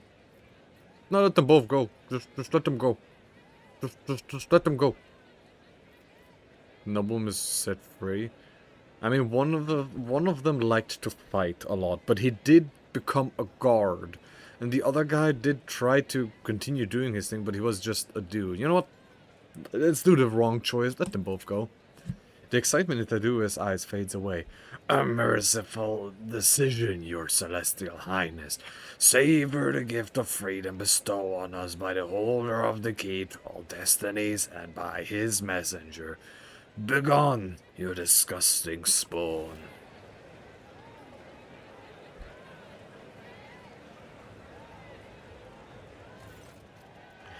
Ooh, what clamor! I'll wager they heard the sound of the poor slaughterman's heart breaking all the way at the other end of Tessera. And now, my favorite word. Next!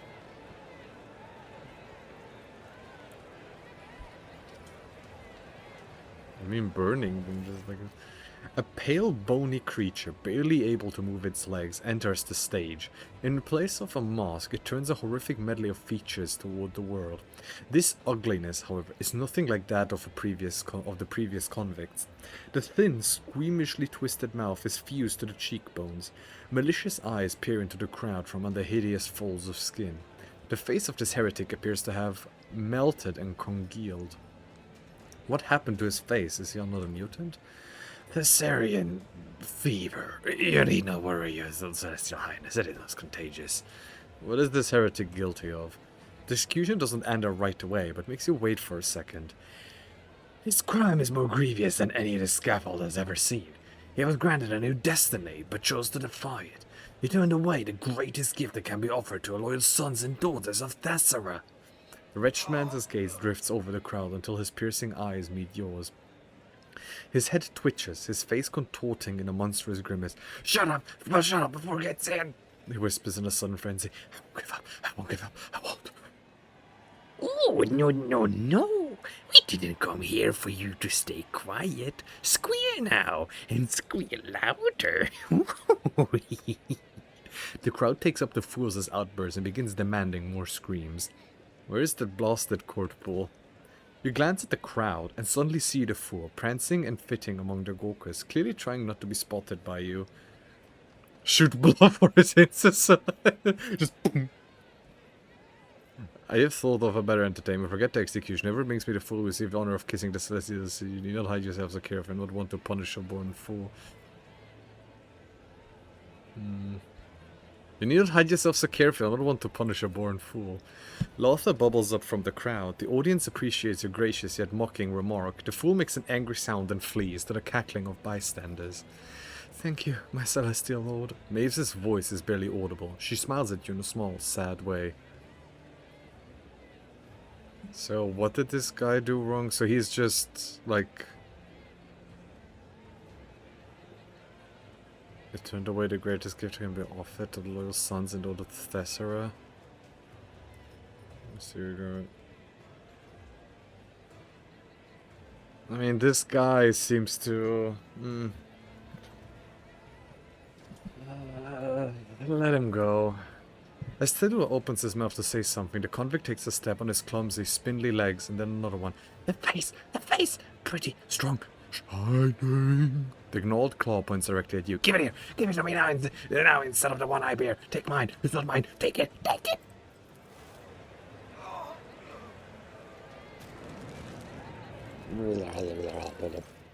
The madman raises his crooked fingers to his face and sinks his nails into its sagging flesh. Shrieking with what sounds like relief, he tears off a piece of his cheek, then another, and then one more. Falling to his knees, he frantically scratches his own eyes out, smearing blood and clear ichor across his face before collapsing dead on the platform. A sudden rumble draws your attention. Like a rockfall tumbling down the slope, the thudding of feet and mad screams overwhelm you. After a moment, you see the source of the commotion. A throng of mutants is charging straight at you.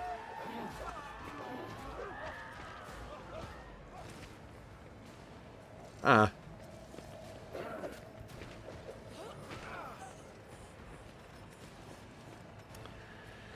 Well, I suppose that's what I get for not wanting to kill them. I should have probably just actually killed them.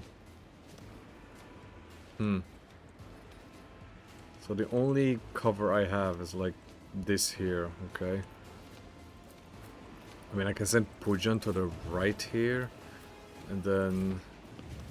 Yeah, you over here. Abelard is gonna be able to handle that. Then, there's just Cassia over here. Solomon... I mean, I can send Solomon to the right as well, you know. Don't see the issue with that. And then Lysandra here. I mean, where's more enemies? There's more enemies over here, so... Lysandra over here, and then Argenta over here. I actually don't have Cassia here in the center. Okay, I mean, I could start with a grenade. Wait, how high is the range if I... Yeah, no, okay. We should probably use this then.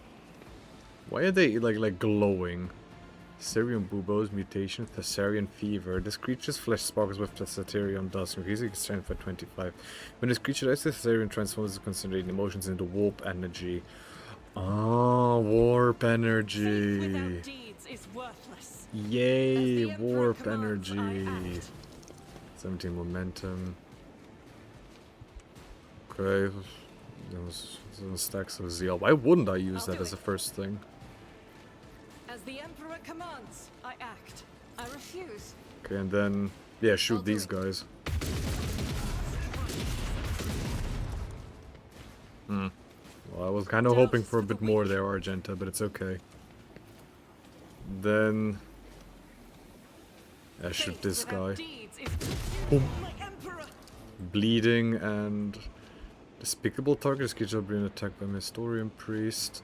When used for 1 round, the estimate time command that their allies do not suffer damage from allied attacks. They 24% more damage.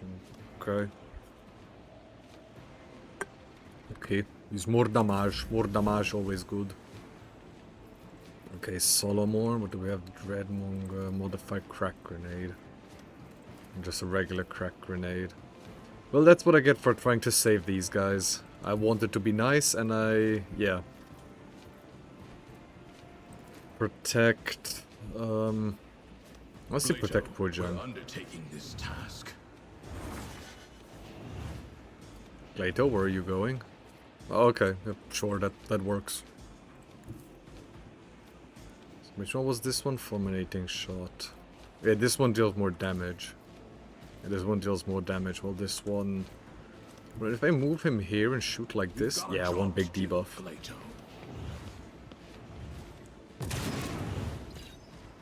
Okay, all of them are now debuffed. Dodge, parry, and block targets for 1 round. Yep, and then we do a regular shot. Oh yeah, they have this thing. Yeah, shit. Also pay to target creature that just almost passes resistance has before penalty. If someone in Solomon ends his turn. One's tracking. Each soldier by 7 Mastiff. You know, I don't know what else to do. Just get this. Okay, do you knights just not want to move forward a tiny bit, or? Nah, they're just like, no man, let you know, the celestial being, you know. Solomon, you're kind of not that good. Ow. Yep, Solomorn is down. Solomorn is very useful. Ow. Okay, It's as good as done. move you over there. Then have this. Should be able to see it from here, yeah. Sensory deprivation. And then this as well. This should give them like weird individual. There was something. Oh wait, the ones that are in Lysandre's line of sight have worse resistance tests. Yeah, that's what I was thinking of. Who, if not me? I mean, is there anything else I can do right now with Lysandra? I mean, I can do I'll this. see to it personally.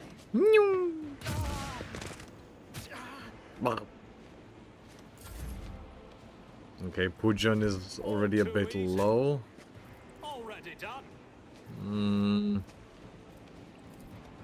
I mean, yeah, you can focus on this one, but if these guys are going to get close again, can all of them just explode? Radiation festering sores. When this creature dies, it blisters pop, scattering blood on adjacent enemies. The affected enemies suffer one stack of unbearable itch. Okay. Cool. Well, I mean, this guy's on the floor. Might as well hit him. Can I move him? Not a problem for me. Oh, Pujan is fairly low, and I don't like that. I mean, the guy's on the floor, so let me just push him away. Just fuck off. Okay, or we just kill him. You know, that works as well. Not what I intended, but that works as well. Yep, sure. Oh, and he parried back. Sparta! Oh, you really want to kill Glato, huh? Glato, you have to fight back, Glato. You know, Glato, you have to fight back. I am a navigator, not a servitor. Glato, you have to fight back. Glato, you are allowed to, you know, you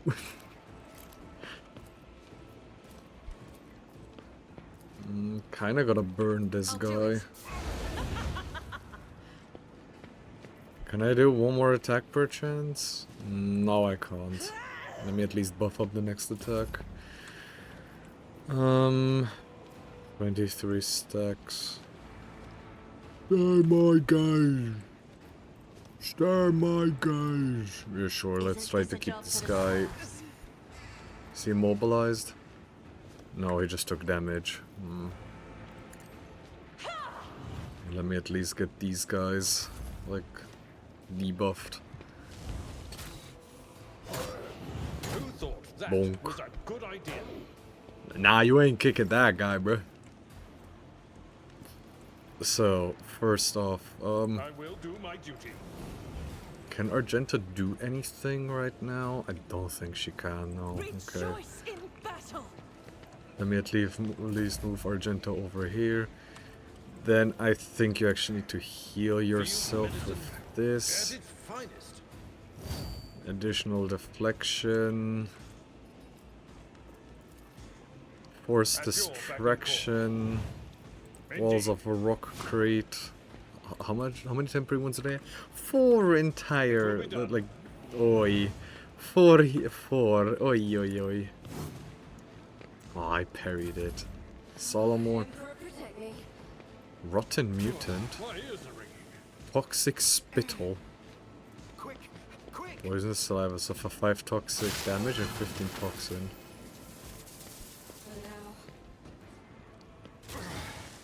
Brace yourself, Abelard. They really want to kill poor Abelard.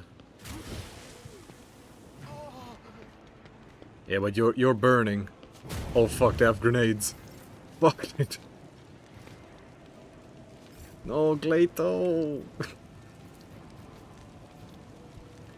You need to be useful, Glato. I mean, my last attack was a single burst attack, so... Oh, this is gonna be beautiful for Argenta. Oh, Argenta is gonna have a field day with this. I already have this one, right? Yeah, okay. Then, in that case, turn on wildfire as well. And just let her have As fun. the Emperor commands, right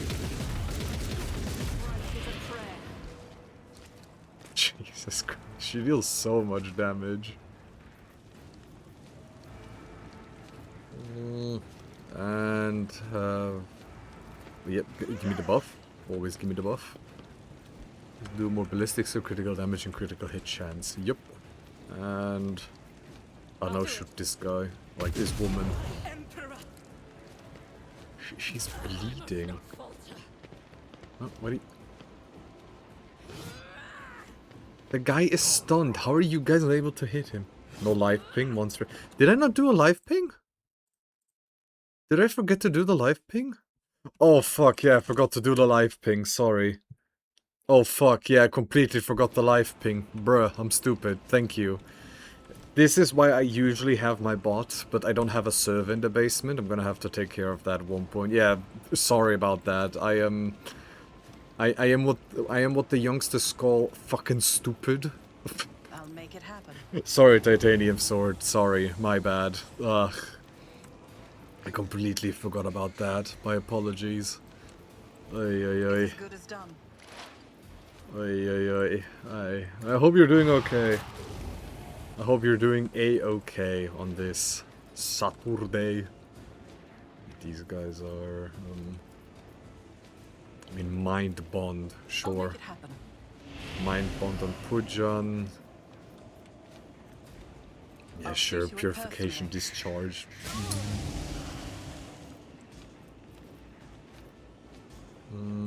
How many stacks do you have? How many stacks do you have?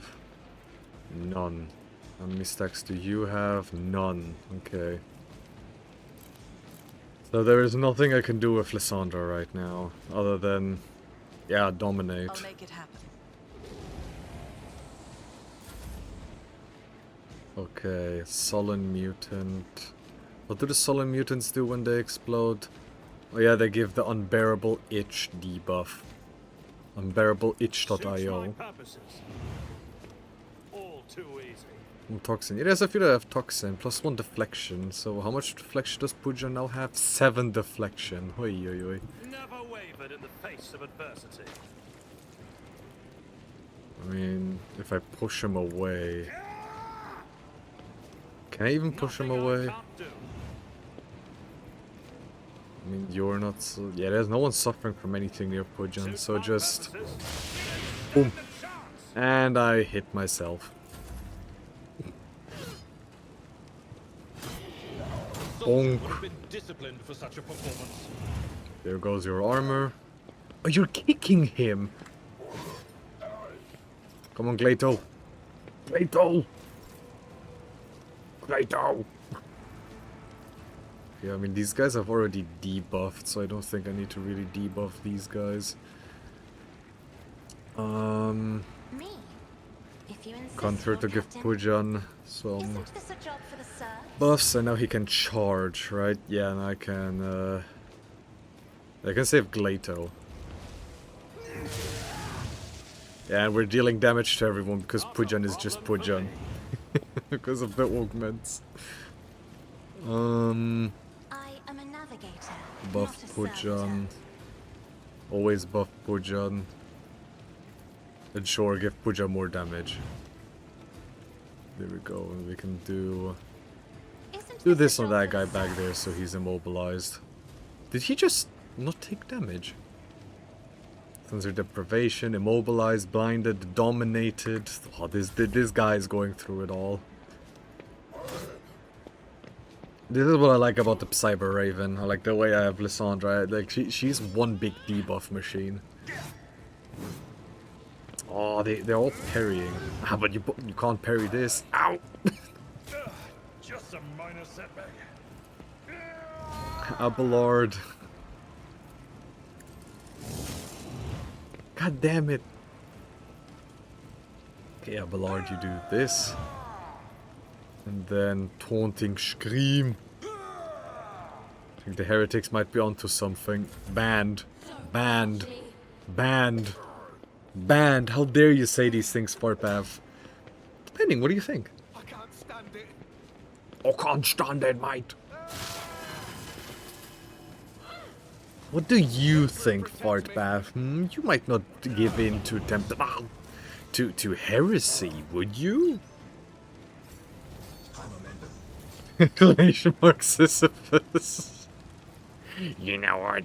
I had it. God Emperor, move through me. I love that so much. You don't understand how much I love that copy pasta. You know what? I'll do it. I had it. I'm done with this stream. I wanted to watch As the Emperor P2 again. commands, I act.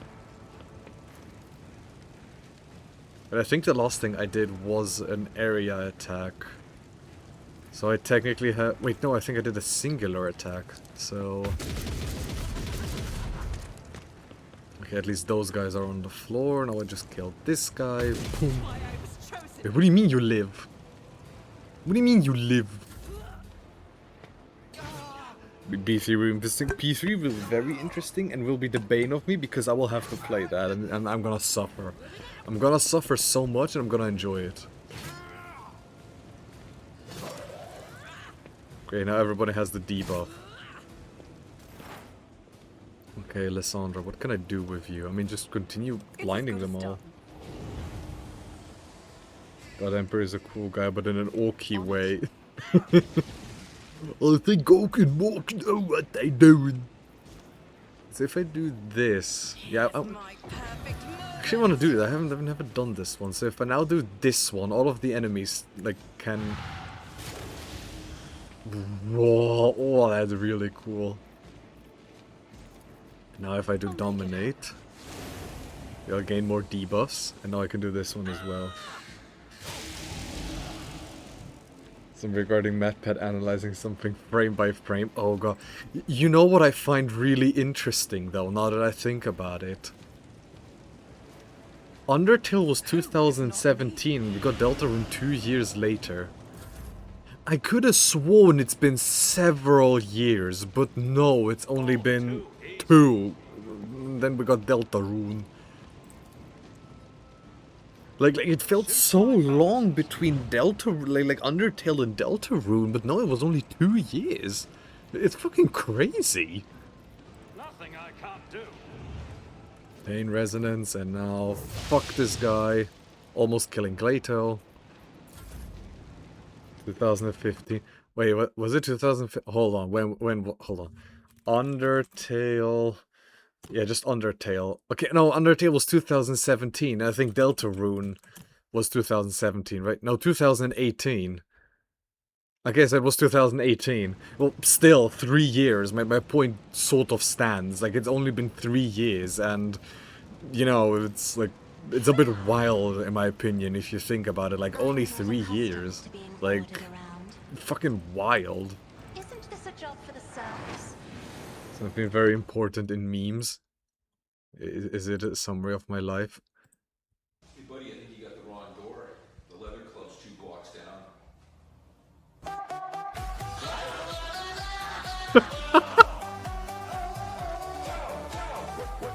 You see? Fuck you.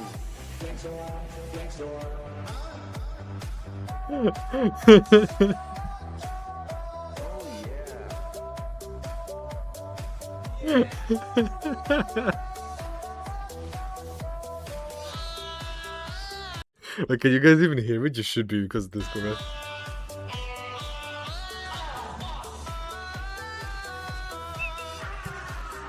I can't show this on stream, but the audio I can share.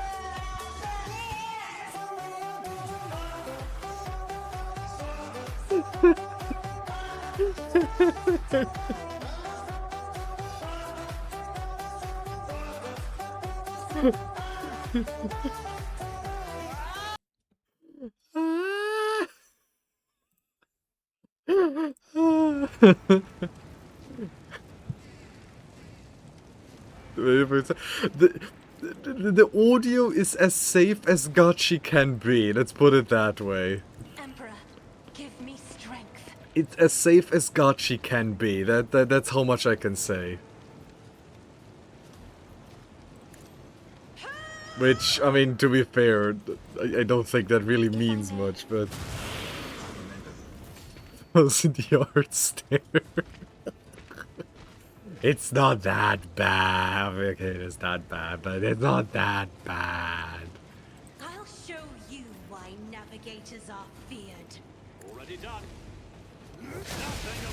Oh, we're killing our allies. I killed myself in game. And there's nothing else I can do with Pujan. That was a waste of heroic power. Who thought that was a good idea? Reduced to dust. Good one. I mean, this guy's on the floor, so... Abelard just bonk. Follow my And lead. Abelard, you move over here. And then Victory is imminent. deflection. Something is wrong with Abelard. His face is kind of glowing. Toughness is reduced by 5. Ooh. Yeah, that's lots of unbearable itching.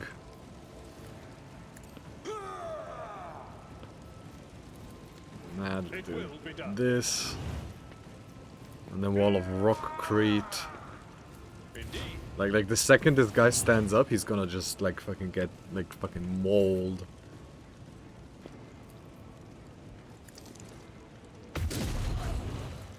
Observe the execution. Well, this certainly was an execution for sure.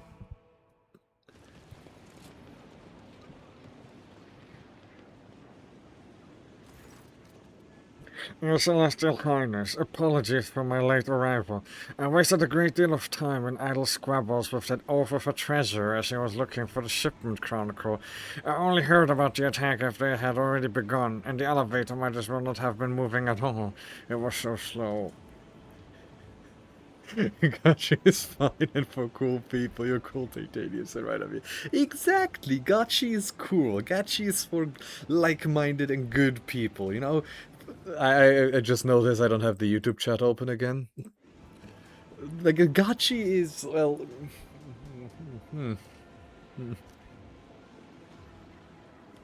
Gachi's good, yes. You're cool, Titanium Sword, so yeah, Fardbeth is correct. It should be right up your alley.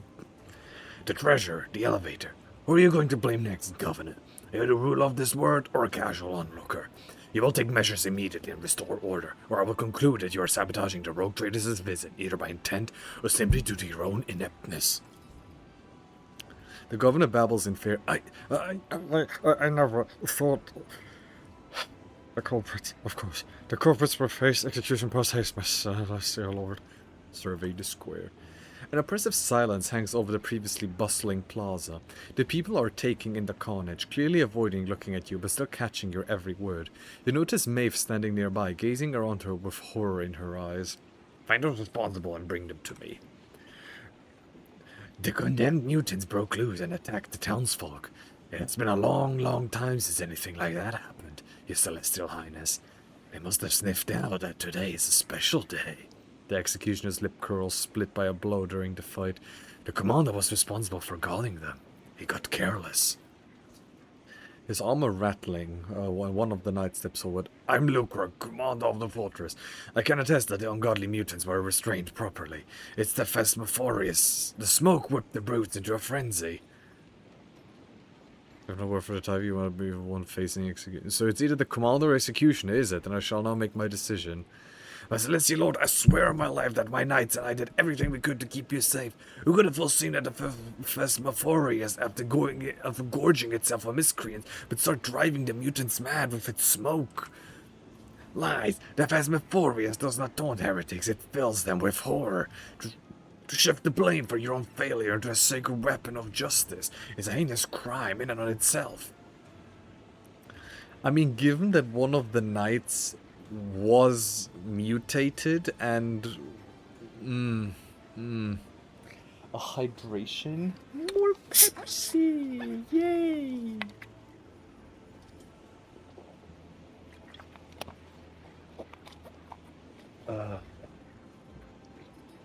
The commander is guilty. Solomon, carry out the sentence. Execution is to blame for what has transpired. Solomon enact the will of justice. There has been enough death award and no executions. Perhaps the Celestial Lord will be willing to show mercy if the guild worms begged for it at its feet. I mean, this is a fire thing. And this hasn't happened in a long time, he said. Contested ungodly mutants were restrained properly. It's a phasmophoric to smoke whipped the brutes into a frenzy. Condemned mutants broke loose and attacked the towns. That has been a long time. I mean...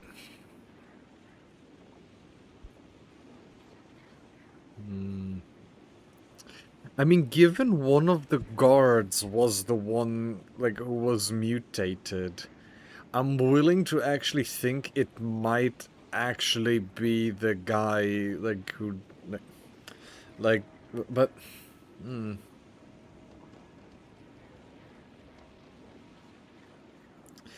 I mean, then again, it was like otherworldly, like sudden strength that would manage to do this, so...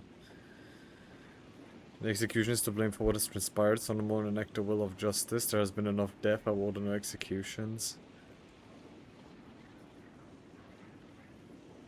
I mean, we did have a concentration here because of this. Like, we had a very big concentrations of mutants here. Because of the Phasmophorium. You know what? I hate Thaddeus. Fuck you. Boom! There is no change in Solomon's expression as he performs the execution. Thaddeus' scorch expires without making a sound. You are our savior today, your celestial highness. And in gratitude, please accept this personalized sword from my treasury. Fatebringer once decided the outcome of one of our feuds. It killed a rebel leader, and peace has reigned on the planet ever since. Okay, the wielder of the sword ignored the target's armor. It's also antique, so... Solomon, make note of this attempted bribery. I have no need for your gifts roll, though. Yeah, I have no need for this, like, come on. Done. Continue in this vein, Governor, and your punishment won't be long in coming. Emperor, forfend that I tried to bribe your celestial highness. The thought never even occurred to me. Forgive me most graciously. The governor bows at your feet. What's Maeve doing? Having dusted herself off and reassumed a proper bearing, Maeve stares off into space. Despite the shock, lips are pressed together firmly and her back is impeccably straight. It appears your celebration is over, Governor. Not in the least. I will not let some beasts ruin everything we have worked so hard to prepare. I suggest we distance ourselves from this place and return to our corner of revelry and peace. By your leave, I will be waiting for you at the head table, Oh God, Emperor, give me strength. Swallowing noisily, the Governor hurriedly reports a scene of slaughter. It amazes me that that idiot just underpaid the tithe and did not somehow lose the whole planet as well. Solomon pauses, pensively watching the Governor leave. Fine, a feast it is. I'm sick of the stench of burnt meat. Let's try a change of scenery. Her face pale, Maeve raises a hand. My celestial lord is only a few steps away. The noble lords are already lifting their glasses in the Savior's honor, awaiting your arrival. Shall we proceed? Not yet, not yet, not yet. I want to take a look around. I wish to take a look around. Hey, Alessandro, there's a thing That's here. how it's done. Okay, there's some goods over there as well. Hey, Glato, there's something here. Yay, a chest. Yay, chest. Ooh. Radiant shield. Whenever we are blocks an attack, the attacker must pass an agility resistance test to become blinded for 1 round. Ooh. That might actually be good for homie here, like Abby. I mean, I lose 1 deflection and 10% parry. I mean, I'm at 95% and would go down, but I would lose 1 deflection. I can't play fighting games in my weak mind. No, you have to stay. You have to imagine Fort Bath happy. You have to imagine yourself happy for when you do get to play it. You're gonna be happy. Just you have to imagine the Fort Bath happy. Just imagine the Fort Bath happy. Become blinded. blinded. Minus 30 ballistic skill, weapon skill, and to dodge and parry. I mean, it's already at 94%, and all I'm gonna get is like, yeah, no, that's gonna be okay. We're gonna be fine with this. Just imagine when you are going to, like, when you're going to, play fighting games again, you're gonna be happy. So just imagine the fart bath happy. You're gonna be playing it again. You're gonna play Street Fighter 3 Third Strike, and you're going to beat some poor sods just trying the game. You're gonna have fun again. You're gonna have fun. Trust. Trust. Trust. And maybe at one point you can also beat me in Skullgirls, assuming you have that game. You probably do have it, right? The enormous gate is locked fast. Then let me fucking in! None shall stand in my way. I've had Skullgirls since its release. Ah, okay. Then, yeah, I mean... Tev risks the sculptor. The sculptor's mechanical hands crawl over the rough stone, their many-jointed metal fingers remaining in constant motion. Even now you recognize your own features in the unfinished piece. It seems someone commissioned a statue of you the moment you set foot on the planet. The old man turns his wrinkled face to you, and you see crystals where his eyes should be.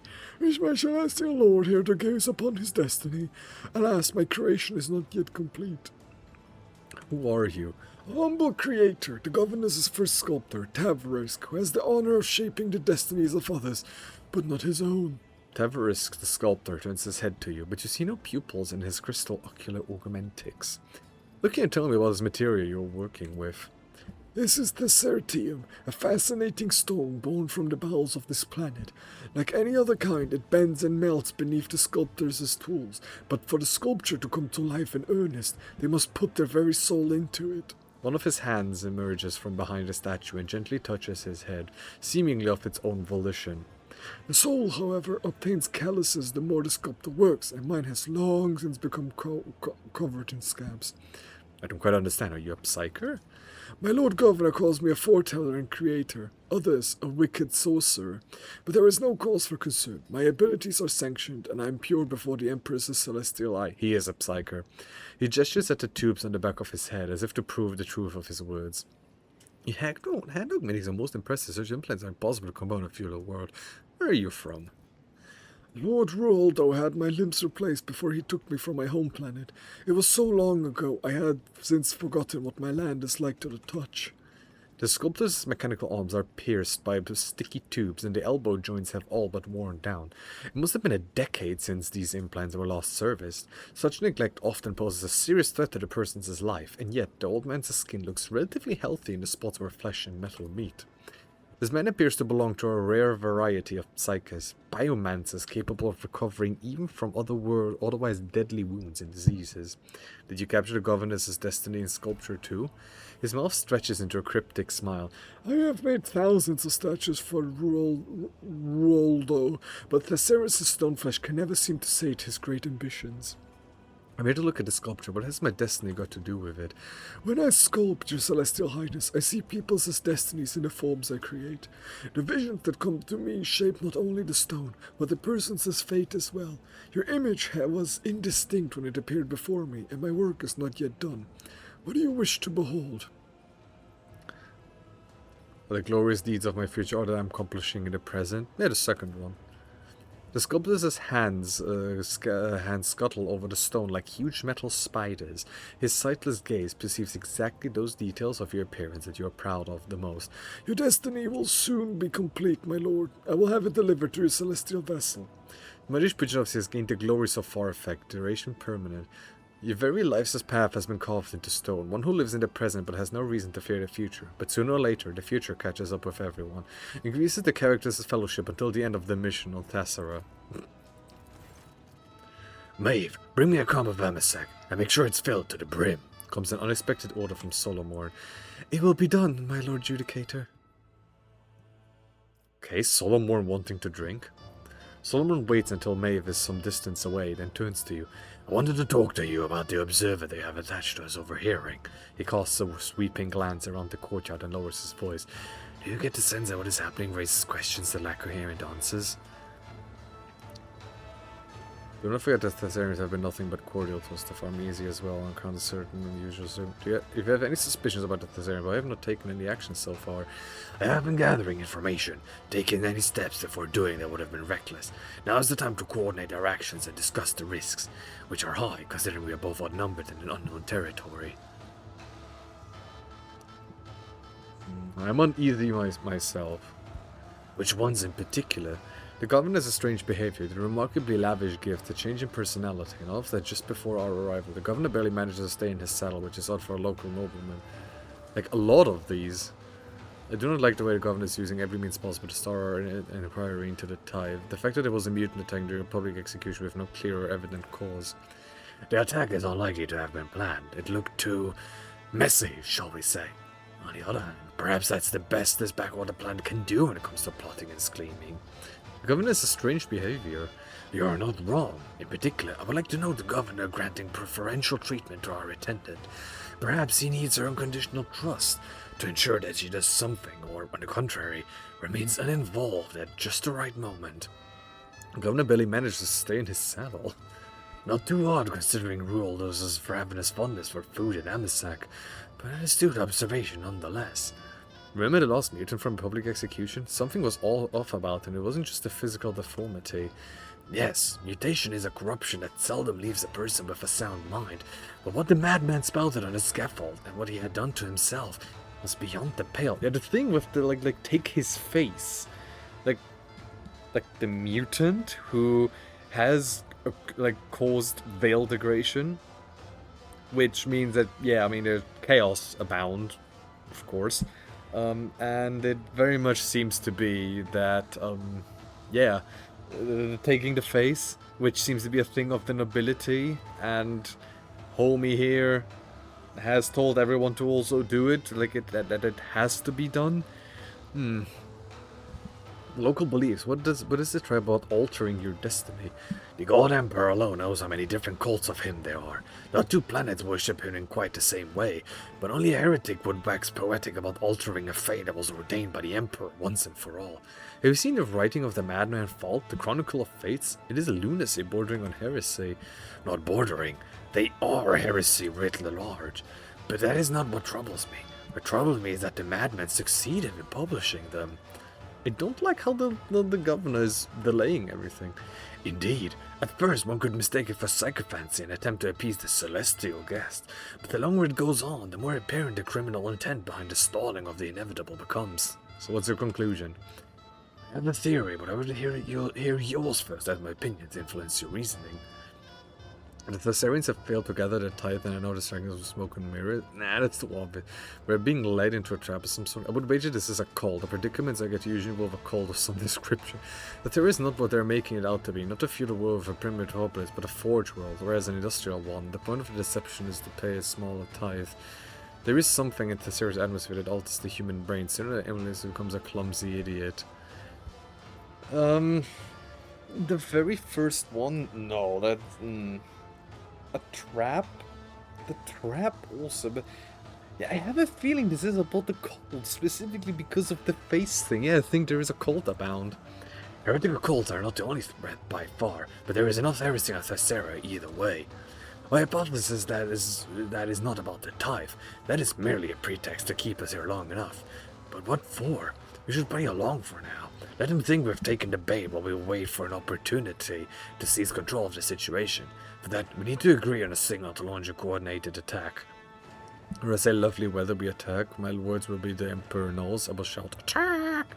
I will take a drag or an Eho stick. There will be a signal to strike. Yeah, I'll take an Eho stick, just let me smoke. Understood. Pujan schmunk. So, Pujan do a schmunk. Maeve returns, taking a quick, careful steps along the paved road, a brimming goblet in her hands. Your Amisak, my lord. I haven't spilled a drop. Without a word, the arbitrator holds the drink on the pavement. The splash of Amasak is like a scarlet wound upon the stone that has been polished by 1,000 souls. Oh. He didn't even want it, he just goes, "That's fine." Tolerate weakness. So I have to go this way.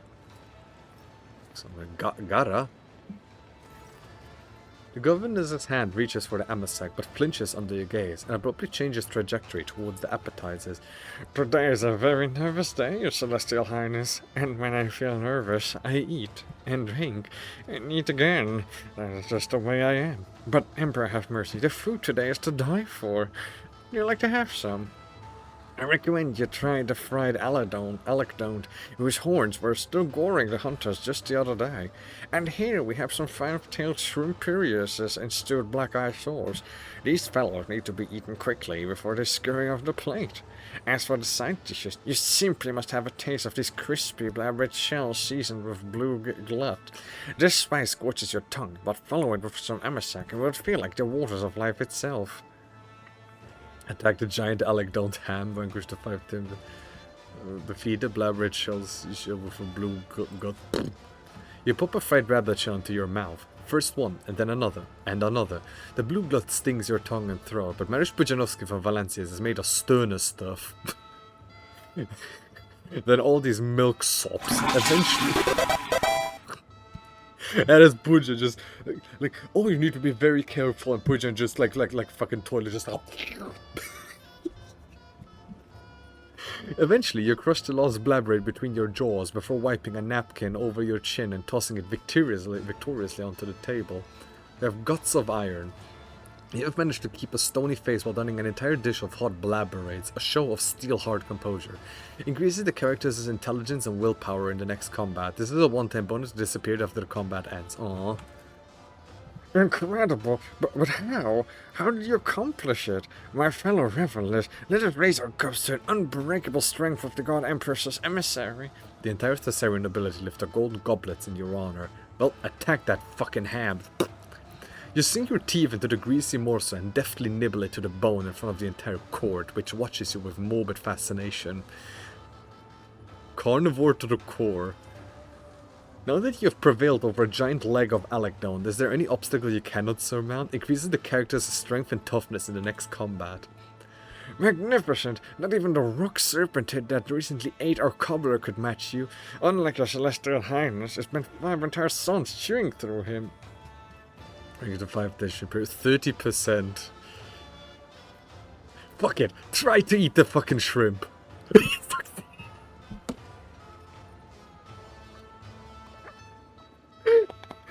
Which is just like... like there's those little bugs. Just fucking hit it. There's that big ass ham. There's some shrimp that are trying to leave. Just...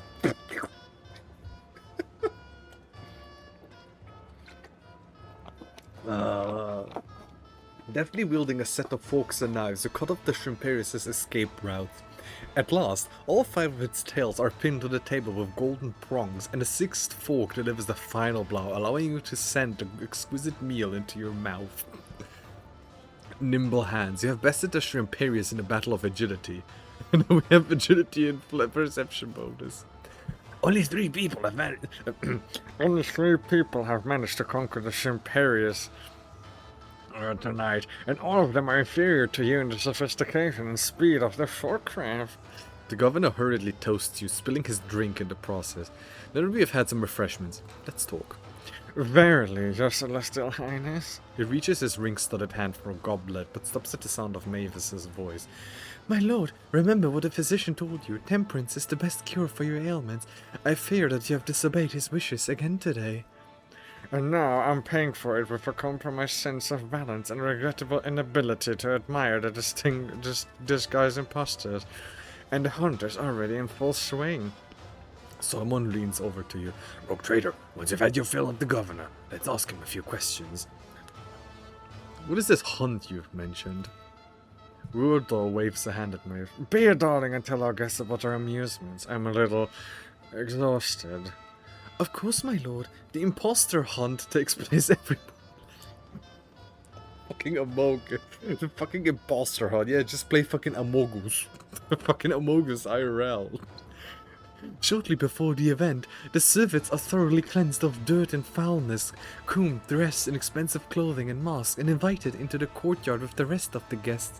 Then we put them into advanced armor of foreign origin and tell them to do certain tasks that involve repairing, cleaning utensils, and writing down correct codes. And then we all yell, "Impostor Amogus!" And then we have the nobles hide their faces as well, and then they try to guess who the impostors.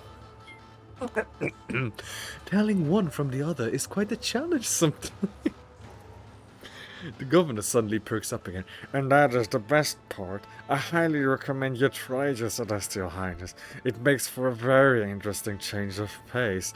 And on this occasion, the privilege of branding, if you will, falls entirely to you, our celestial guest. Suppose I found all the Susus Amoguses. I'm going to post Amogus stick.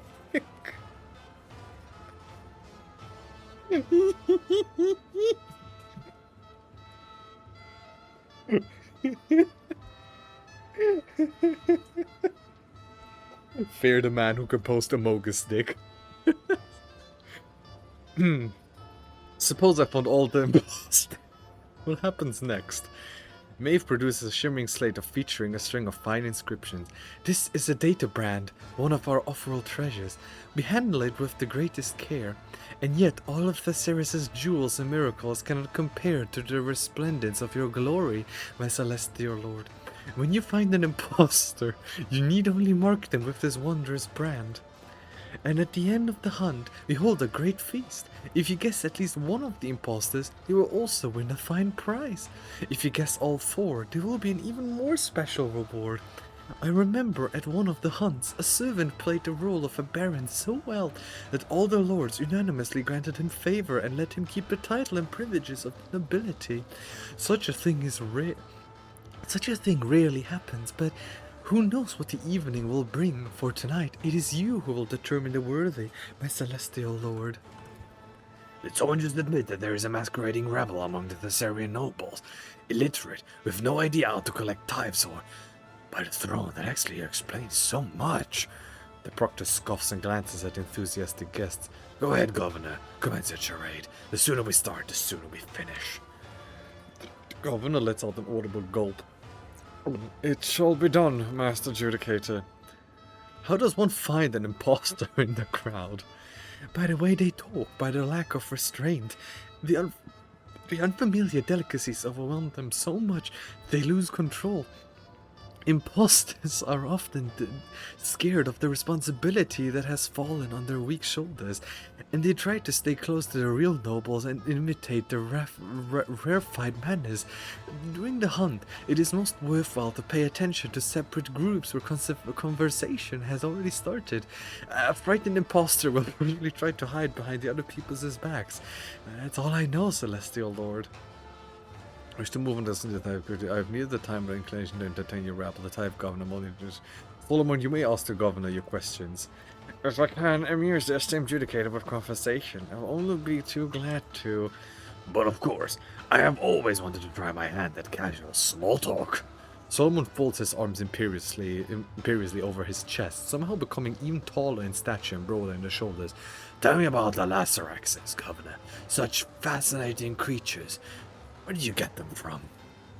I cannot tell you off the top of my head. Are there not many planets that have Laceraxes? I received these beasts a long time ago as a gift. It is well known the Laceraxes can only be found on Janus, and it's also spoken was a long time ago. The Laceraxes didn't live that long. It is only well known that they're found on Janus. Governor throws up his hand. Can't I? And I was sure they were a common beastie. I might have embarrassed myself there, but I would be glad to talk about something else. Do not judge me harshly. I'm just trying to get into the festive mood as best as I can. We can certainly change the subject. I would like to know that I find your youth-extending face transplant procedure amazing. Does that there possess any other unique knowledge or items brought over from your homeworld? What is that word called, by the way? Ah, my naive Edex. Unfortunately, I have not introduced much from it beyond the art of changing faces, but perhaps the Celestial Lord has taken a liking to some of the series' original creations.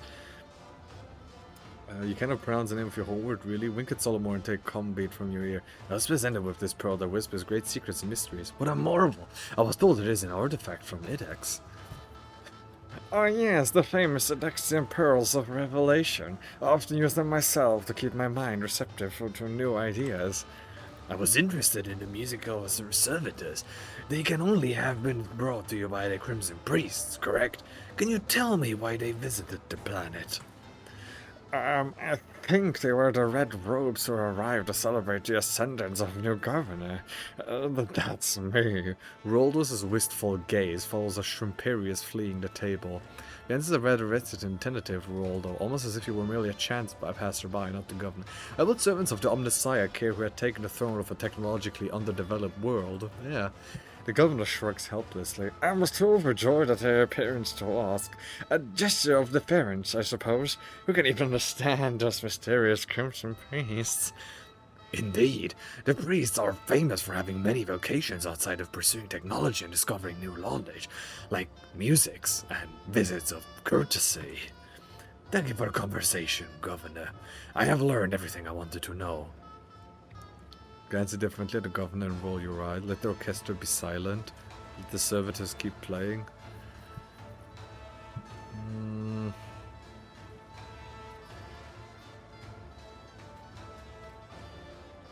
I mean, I could be in the...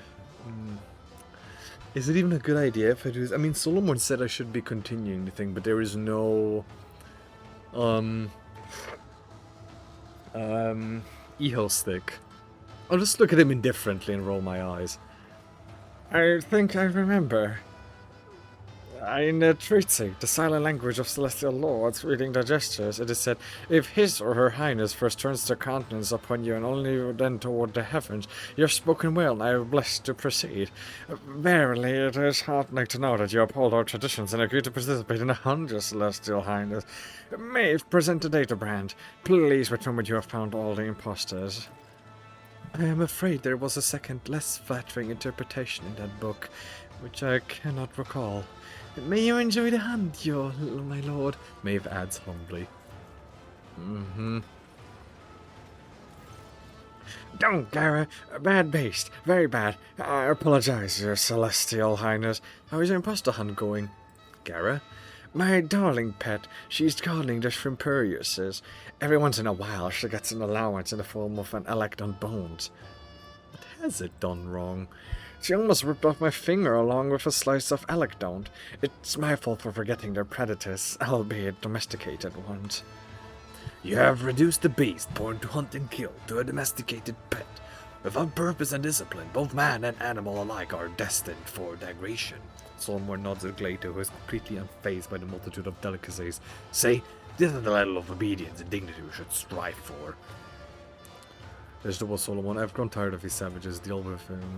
My time is to press the ways on rebel and I'll stand off the hunt. Let the servitors keep playing. Orchestra, music! I'm not done yet. I understand, your celestial highness, as honorable say, measure thy torture 10 times, thou canst behead a man but once. It would be a good adage, if not for our local Moors.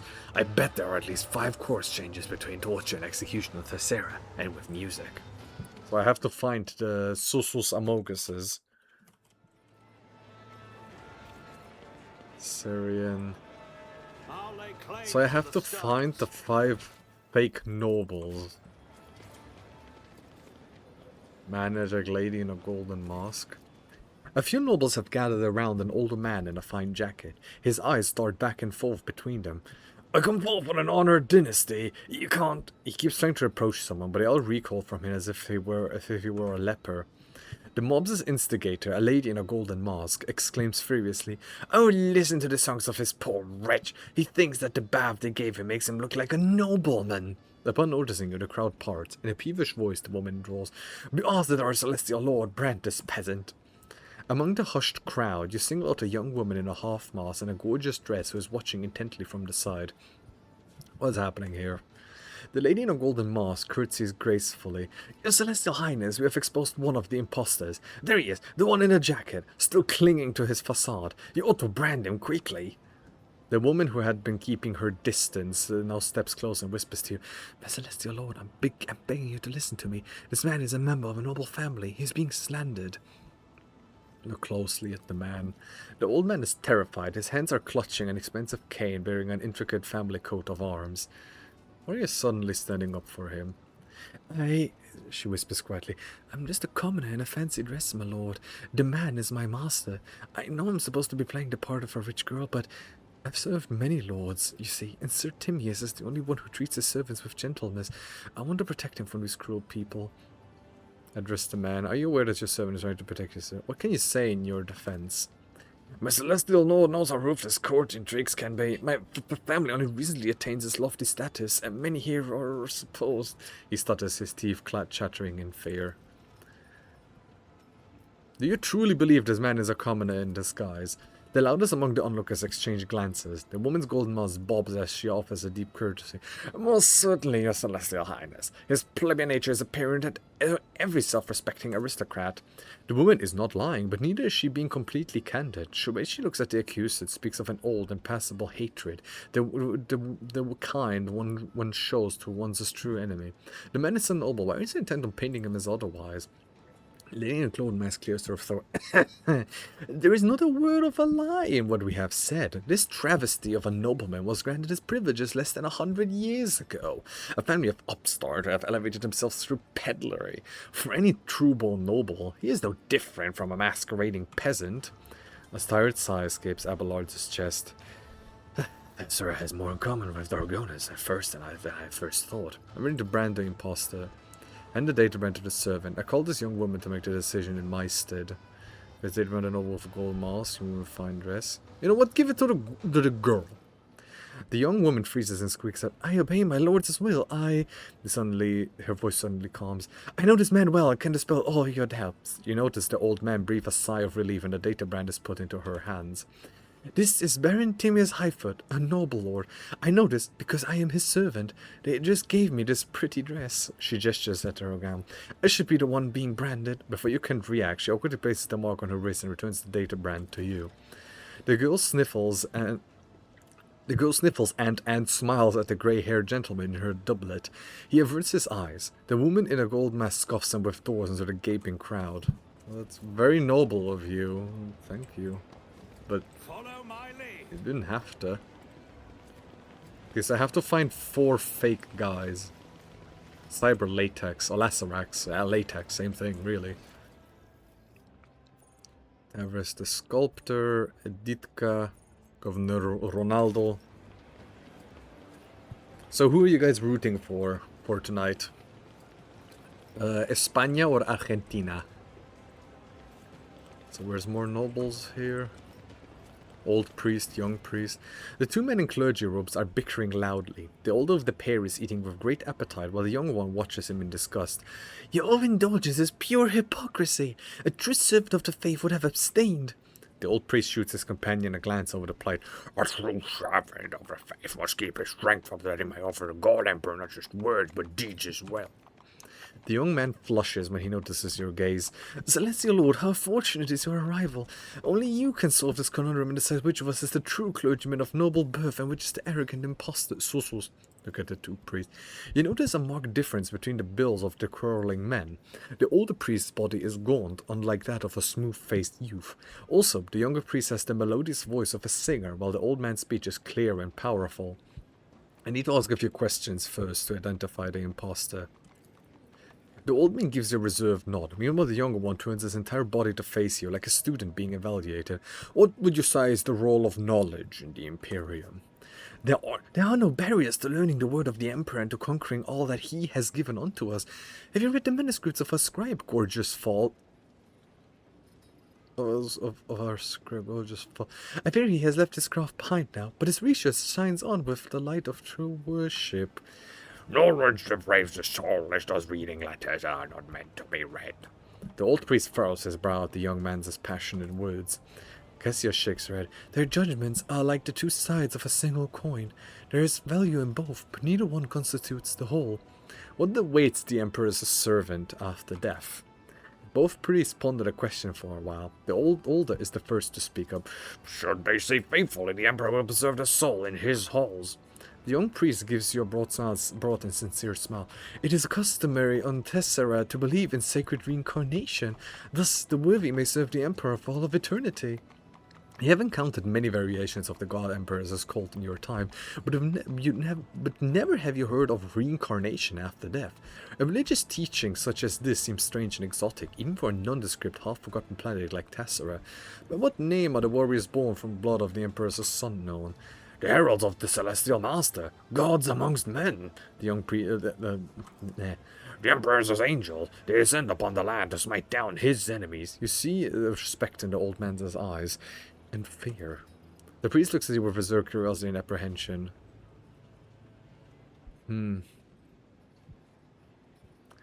I think the younger one is the imposter.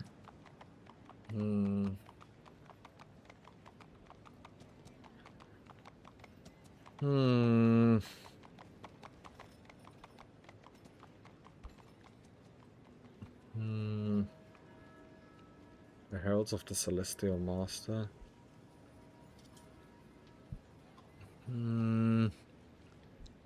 Knowledge depraves the soul as those reading letters that are not meant to be read. Yeah, no, I think the young one is a bit of a, is an imposter. Like, his stuff sounds very heretical.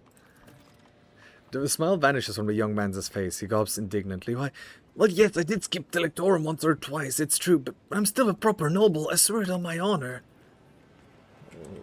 Yeah, well, unlucky. Victory awaits. Unlucky. Probably why I actually was the older guy, but oh well. The young nobleman's hair is disheveled, the bodice stained with grime, and her mask pushed clumsily on top of her head. Holding her skirt high, she's trying her hardest to fight her way through the guards blocking the door. Just let me go, please, for Throne's sake, she exclaims, and the guards yet again push her aside. The woman notices you and attempts something resembling a curtsy, but stumbles and falls to her knees. I'm done! I just can't take it anymore! You're a celestial lord, aren't you? Indeed, but you do not look... yes, I am. I'm Edicta, your graciousness. I'm not a noble, not one bit. I just do the laundry and bleach the linens. I never mixed in high society in my life. Forgive a fool, your graciousness. Why are you telling me this? According to the rules, you're meant to pose as a noble, then you get a reward. But I don't want no reward, my lord. I just want to get back home. The woman hangs her head and clutches the face frills on her dress. Her breathing stutters as she is racked with silent sobs. Why are you even trying to escape? I want to get away before they start putting on those brands on us. For the tricksters. I'm no kind of trickster, can't you see? I couldn't fool a grox. Why are you participating in the masquerade in the first place, then? It's not like they asked me nicely, your graciousness. They grabbed me, shoved me in this dress, and threw me in here. Nobody here was asked, but I don't want to be anybody's toy. I have 3 boys and a girl. We starch our lords and ladies' undergarments, and we work our fingers to the bone just to get enough scraps for the day. She shows you her collarless hands, mottled red from her chemical burns. So what should I do with you, then? Gripping the frills of her fabulous dress in a coarse, white-knuckled hands, the woman looks up at you. Please, your gracious, by the God Emperor, just let me leave. Nobody who gets put in one of these get-ups ever comes back. If I stay, I won't see my home again. I just know it. I haven't done anything wrong. No one ever comes back? What is that supposed to mean? Just that, your graciousness. It doesn't matter if you get branded or not. Once the hunt is over, you're gone. This place is like a grox pit. There's no way back. But I want to live. I want to be useful. Please just let me go home. You don't really look like an imposter at all. Guards, let her go. If the imposter has been found, Osman should be hiding somewhere in the vicinity. Lacking the courage to object to your demand, the gods reluctantly step aside. As the woman turns to look back at you, you see wet trails of her guileless face. Thank you, Celestial, you sweetheart. I'll never forget your kindness. She bows low and vanishes into the darkness. Okay. New challenge for me? Yay, we're lying to people. Yay, it's all just a get up to buy time. Yay. Okay, so who do I talk with here? The Thessarians? Oh, like here. Frightened nobleman. Oh, here. Man with scissors. In the wavering torchlight, you see a glint of steel. One of the jacket-clad young men is pressing a blade against the other's ribs. A mask lies discarded at the attacker's feet. Noticing you, the trembling victim cries out, "Your Highness, save me!" Do not interfere, outsider. This man deserves to be punished along with all of the Ceres' rotten elite. They see people as just things to be worn. Let him look me in the eye and find out what it feels like to be cut to pieces. You realize that the weapon pressed against the victim's body is none other than a pair of expertly sharpened tailor's scissors. Solomon casts an indifferent glance at the pair. Local folk and the strange amusements. They're not worth our time. What's going on here? The victim sucks in a ragged breath. He's a tailor from the lower city. He's gone mad. He thinks I'm wearing the face of his brother, my valet. The attacker visibly loses his cool. Admit it. You killed him and took his face so you could wear it instead of a costume. I haven't heard from my brother in a moon life. Blackness has utterly enshrouded this man. How can one dispense righteous punishment in such blinding darkness? Intervene and free the victim. Hey, homie. Hey. You capture the scissors and deftly plunge them into the attacker's knee. Sensing the tormentor's grip weakening, the victim slips free and hides behind you. This madman bribed the guards so that they would ignore my cries. I'm sure they were singing a different tune when they find out the Celestial Lord had intervened personally. Same with the Ceres' rotten elite. They're parasites. They tear whoever they want into pieces. These scum squeeze into a person's skin like it's a suit that's 2 sizes too small, splitting the seams in the process. The vigilante stares at you without blinking, his eyes glassy. Skin suits and splitting seams? Preposterous! Your brother was rewarded for his talents with the best assignment he could hope for. Maybe he just decided he wanted nothing to do with you anymore. The nobleman's voice cracks. He's on the verge of tears. Your Celestial Highness, if it were your will, you would send servants to the dressmaker this very moment to find his man's brothers alive and well. His words are soaked in grey, with flashes of copper desperation breaking through, but of the swampy muck of deceit, I see nothing. Tell me about this valet. The nobleman eyes his attacker fearfully. It's very simple, your Celestial Highness. His younger brother has a way with clothes. I noticed him when I was looking for new servants, and I sent the boy to apprentice under a renowned dressmaker in the upper quarters. I thought I would make him my valet, you see, but then this fool decided that I took his brother not because of his talent, but to use him for my rejuvenation. Why would I even need a new face? I haven't even worn out my own yet. If you're tailing, should I never set eyes on you again? Yeah, I don't think. But, your Highness, you can wriggle, you can run, you can cower behind others' backs, but there's no hiding from justice. It will pierce you right through like a needle. Just give it time. You found all imposters. Did I? It's about time. And supposedly like a rare, like a rare achievo. Yeah, this is long. How long have I been streaming? Let me check real quick. 3 hours. Okay. This is a bit longer than I thought I would be streaming, but okay. You see, people go missing after the imposter hunt. What do you make of this? Your Celestial Highness must have been listening a lot to gossip. Who cares where the rebel goes afterwards? However, I can assure you that the victors are often sent into my personal service. We call it the highest favor, and today it will be up to you to choose whom it should be bestowed upon. The governor is dragging out his words as if he is not entirely sure of them himself, or just not telling you something. Let the orchestra be silent. Of course, stop the music. His Celestial Highness wishes silence. The half-mechanized orchestra creaks to a halt, staring straight ahead with unseeing eyes. I concluded my search. Delightful. I will immediately summon a court for final separation of hypocrisy. And who knows, perhaps today one of the imposters will be lucky enough to earn your favor. I bet Pujan would listen to Dio. like Muda Muda, like Dio? Like, oh, what Dio do you mean? I mean, with his fist? Like, what specifically do you mean? Straining to add a note of gravity to his voice, the governor proclaims, Master Radiant ladies and noble lords, I hereby declare the imposter hunt officially over. The crowd responds with operacious cheers. The participants of our masquerade already stand before you. Did you guess correctly? Did you expose them all? Please don our oculars and have a good look. Roldo turns to you and whispers conspirationally, "Not one noble was permitted to hunt the impostors this time, my lord. Still, knowing their penchant for such games, I do suspect they tried to make their guesses anyway, quietly, among themselves. All these impostors have been found out by none other than our celestial guest, Maris Putinowski from Valencias. An unsurpassable show, your celestial highness. Bravo, bravo, may you present our gift." You hear the fool's voice from somewhere among the crowd.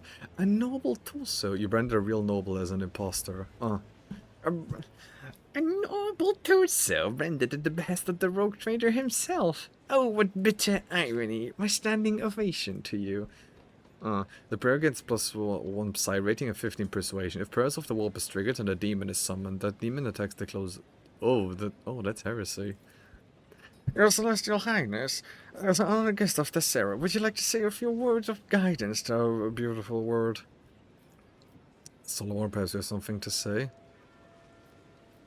Solomon will give you a senatorial point. Look, Abelard, send united in our faith and our common mission to bring about humanity's victorious future. May all 12 things. May you be each both pillars of support. We shall achieve all we strive and we shall pray, but only together we can do so, for there is no greater force exists in our unity. When my ship carries me between the stars, cutting through the endless void, I ask myself what the new day may bring, and then I find myself staring at my nose in filth among a gaggle of morons who think the cogitator is a wind-up geegaw. You want to hear my wishes? Well, my wishes have to be as soon as possible. Abelard? Abelard adjusts his coat. "It is Lord Rogue Trader, Marius Pujanowski from Valencias, will love the greatest protector in the Cornus expanse, which has rapid growth and many centuries of prosperity upon your homeland. Remember your duty, and may you labor tirelessly for the glory of the mighty Imperium." That was a grand speech, thank you. Roldo sniffles loudly, dabbing his face with a handkerchief. Handkerchief, not handkerchief? And now, good lords and ladies, the time has come to make the fateful decisions. There is not but one true reward, his highest favor, that any branded impostor desires. Please, your celestial highness, tell us, is there among these people one worthy of the rock trader's favor? What is the highest favor rule, though? Is it part of the rules of the game? That is correct, your celestial highness. Whoever you grant your favor will be showered with all manner of honors and go to serve the governor's palace. They don't seem to me as a No. The hunters have been lowered their heads, their eyes dimming. You hear venomous laughter from among the crowd and recognize Bluffs' voice. As the square drowns in the clamor and applause of Gorkas who are spectating the game, you look around for the courtful but cannot spot him anywhere. Such is the Celestial Highness' brilliant decision, which some may have been fateful indeed. And finally, the hour you have been waiting for, the concluding part of our conclusion, the great feast. The crowd's patience has worn thin. Filling his lungs, the governor shouts, "Lacerax's dinner is served." The cyber Lacerax is illuminated blood. Hello, nobody. The cyber Lacerax's glow blood red. Before the condemned can even scream, the beasts pounce on their prey with hungry snarls.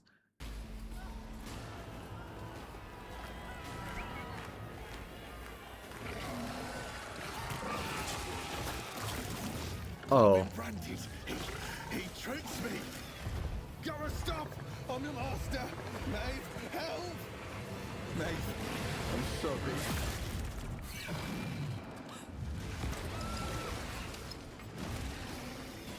Okay. Oh, is that the one I saved? No! Not the one I saved! Not the one I saved! Oh, you deserve nothing but like holy fire. Oh, may fire fucking kill you until you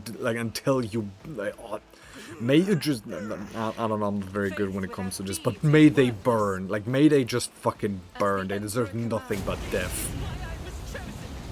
Nothing but the worst of, like fires upon them.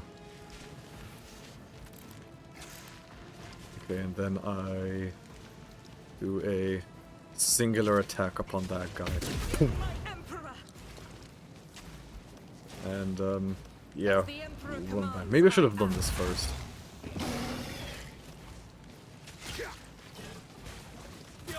At least Cassia is behind cover. Sandra dealing 1 damage. Another scar for my collection. I don't know, Solomon, you're kind of doing nothing. Oh, Lysandra hitting again with her stuff, 1 damage. Arbitrators are made of plasteel. Well, for an arbitrator, you're kind of just not doing your job well. Nothing I can't do. How are you doing, nobody? How's it going, man? Okay, and then have this. Have them deal damage, so Pujan gets a bit of it. And then... Ooh, Gara has 550 HP. Jesus Christ. Well, Pujan, you're just going to... Aw. I was kind of hoping it would make them drop. Not bad. Always very good to hear. I'm very glad to hear that. Can I even move here? No, he's gonna probably get like a provocation. Glato, Growl have their attack go down. There's an enemy in line of sight. Yeah, apprehend Gara. Would be enough. Powerful bite. Yeah. And then protect Pujan. Parried. It's not very good, but okay. And then this debuff thing. I can't hit both. Well, then just debuff this guy. They've given me a black eye back, so I got a volleyball spike to my fin every time we go shoot. Random people. Oh, oi, oi, oi. Oi, oi, oi. Oh, yeah. Nah, just say you had a wild night, man. People understand that, maybe. Probably not, but you know. Listen, man, you just had some fun, you know? Life is funny. Yeah, life can be quite funny, yeah. But, I mean, as long as it's just by accident and you're doing okay, then I'm glad. It will be done. I'm not in the audience. Blink twice. Yeah, blink twice though, buddy. Blink twice. Come on, use those eyes of yours. Blink twice. And you say you're not in the audience for that, but yet you're here. Curious. I will do my duty. Nah, I hope you're doing okay. I genuinely hope everything is okay. I mean, you yourself are saying everything is okay, so I'll believe you. At your beck and call. But how does how specifically did it happen, if I may ask? Isn't this a job for the serfs? Like he actually has an evil. Shit, he's in danger! How do we help you? How do we help you? How do we help you, nobody? Quickly tell us, we're here to help you. I am a navigator, not a servant. I don't think that immobilized. I'm not accustomed to being ordered around. Oh, John. Already done. Bartender. Give me a drink, bartender. Oh wow, we actually just killed Gora straight up, damn. Listen, it just happened. No. Okay, yeah, okay. Actually, I just realized you already told me what happened. I have the brain, like I have the brain capacity of a cockroach. I legitimately already forgot that you already told me what happened. I'm a fucking idiot, I'm sorry. It's as good as done. I don't think I want to dominate here. If anything, I'd rather want Lysandra to just book it. Reminds me of the time in school where, like, it was the one time I decided to play football with, like football, soccer, whatever you want to call it, with the other people. Just to get, like, the ball onto my balls, like, it was flying towards me. And it did the most, like, what's it called? The most, like, stereotypical, like, as strong as possible against my balls, like, against my dick. And just, like, ow. Ow, it hurt a tiny bit. It hurt as a tiny bit. Which, well, that does tend to happen when, you know, you are kind of... It was a very hurty. It did the hurty a bit. How do I best shoot these two so that I don't hit anything else? I don't think I really can. Can I, like, move her over here? I mean, Ivan is gonna burn, but, well... Oh, and Abelard is also gonna burn. No, I have to do singular attack. Imagine removing your balls before doing activity. Yeah, true. How dare I just not, like, you know, like, get, just, like, take off my bolas. Yeah, I keep forgetting to do that. Like, I always forget to do that. I can't really do much more than this.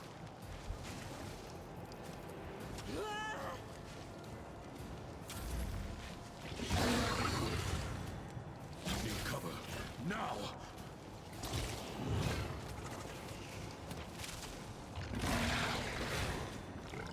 Don't leave us. That's an order. Lesson learned. High momentum.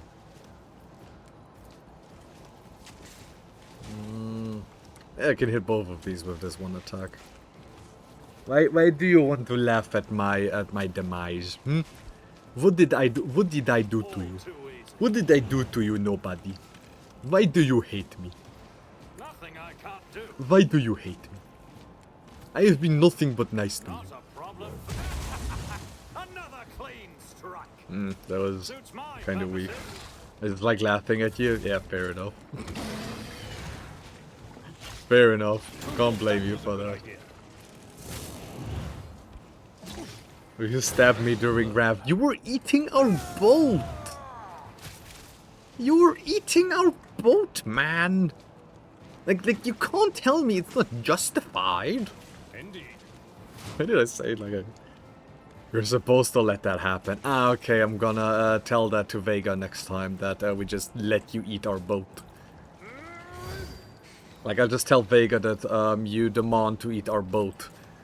But I will then also have to tell Vega that we cannot progress the game because you demand to eat the boat. You want to eat the boat. And because of that, we cannot continue playing game properly. She'll understand. I mean, does she have a choice? If only that were possible. Bye-bye, Nari. Yep, that's all the Cyber Mastiffs.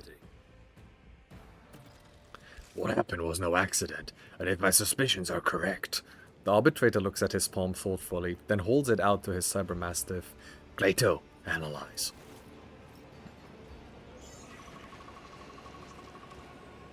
Multiple sharks. Why do my fingy hurts. Why do your fingy hurt? Why do your fingy hurt? Did you not remove your fingy when someone shot a ball at your bolas? The dog's visor shimmers as it scans his skin with a mesh of rays.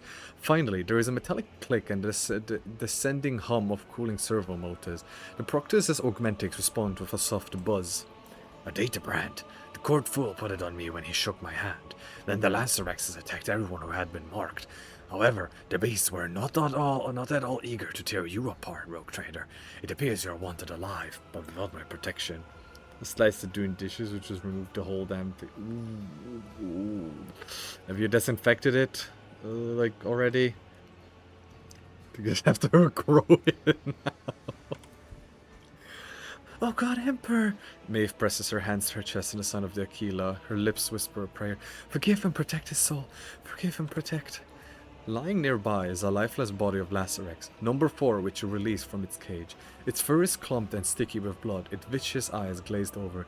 Giving its own life to protect another was a stunningly human act for a beast. Aww. Aww. Rest in peace. One of the damaged implants. Perhaps they were the reason that the beast defied the order of that the rest of its pack followed, to destroy all bearers of data brands. Or maybe... Solomorn looks pensive as he straightens Glatos' collar. Maybe it was a fine animal that was unlucky enough to have bad masters. This is the first creature of Metathesra that has been worthy of respect. I spat and shit and cum on the wound, felt right. Reminds me of this myth where supposedly if you piss on your wound, that kind of disinfects it. I read up on it, and no, don't piss on your wounds. Don't piss on your wounds. Absolutely do not piss on your wounds. It's only gonna make it worse. It's only gonna make it worse. Like, don't listen to Papa Nurgle. Papa Nurgle wants you to piss on your wounds, but don't.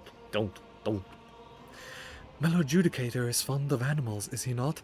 I would have never thought you had a kind side like that. Maeve's smile is gentle and sad. For the first time ever, she looks at Solomon without fear. Solomon casts a heavy glance at the young woman. Or maybe I just cannot stand people.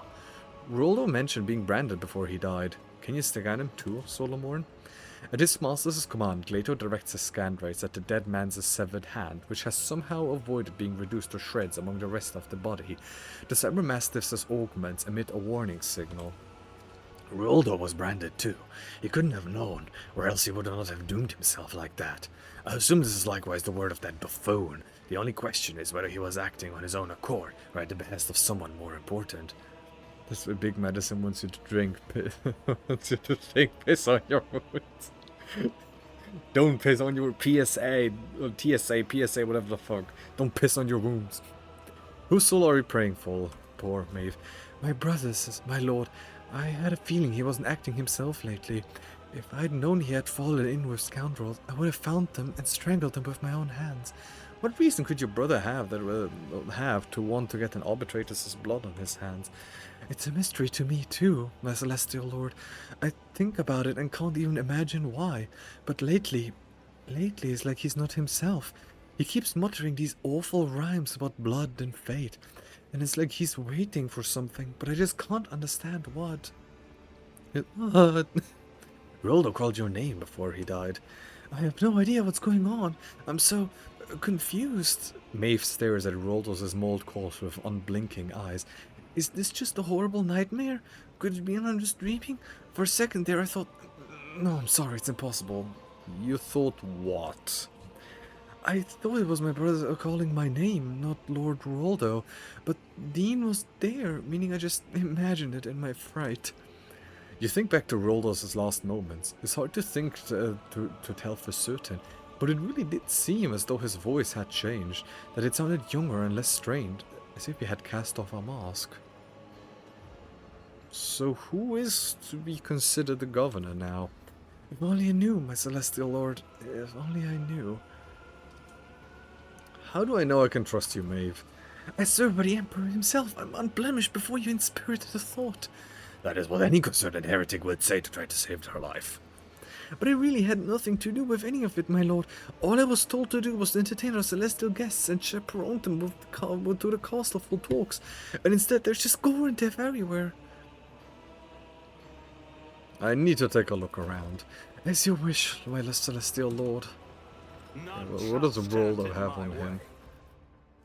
Synth-feed. If the wearer ends their turn with any adjacent familiar, the familiar gains double the toughness. But yeah, suppose that's good on, like, him. Where is there else immune to damage from the wearers as grenades? Yeah, this I suppose. Okay, there's like there's Gara to be looted. What does Gara have on her? Ah, okay. So, before we continue, I think we're going to call the stream for today.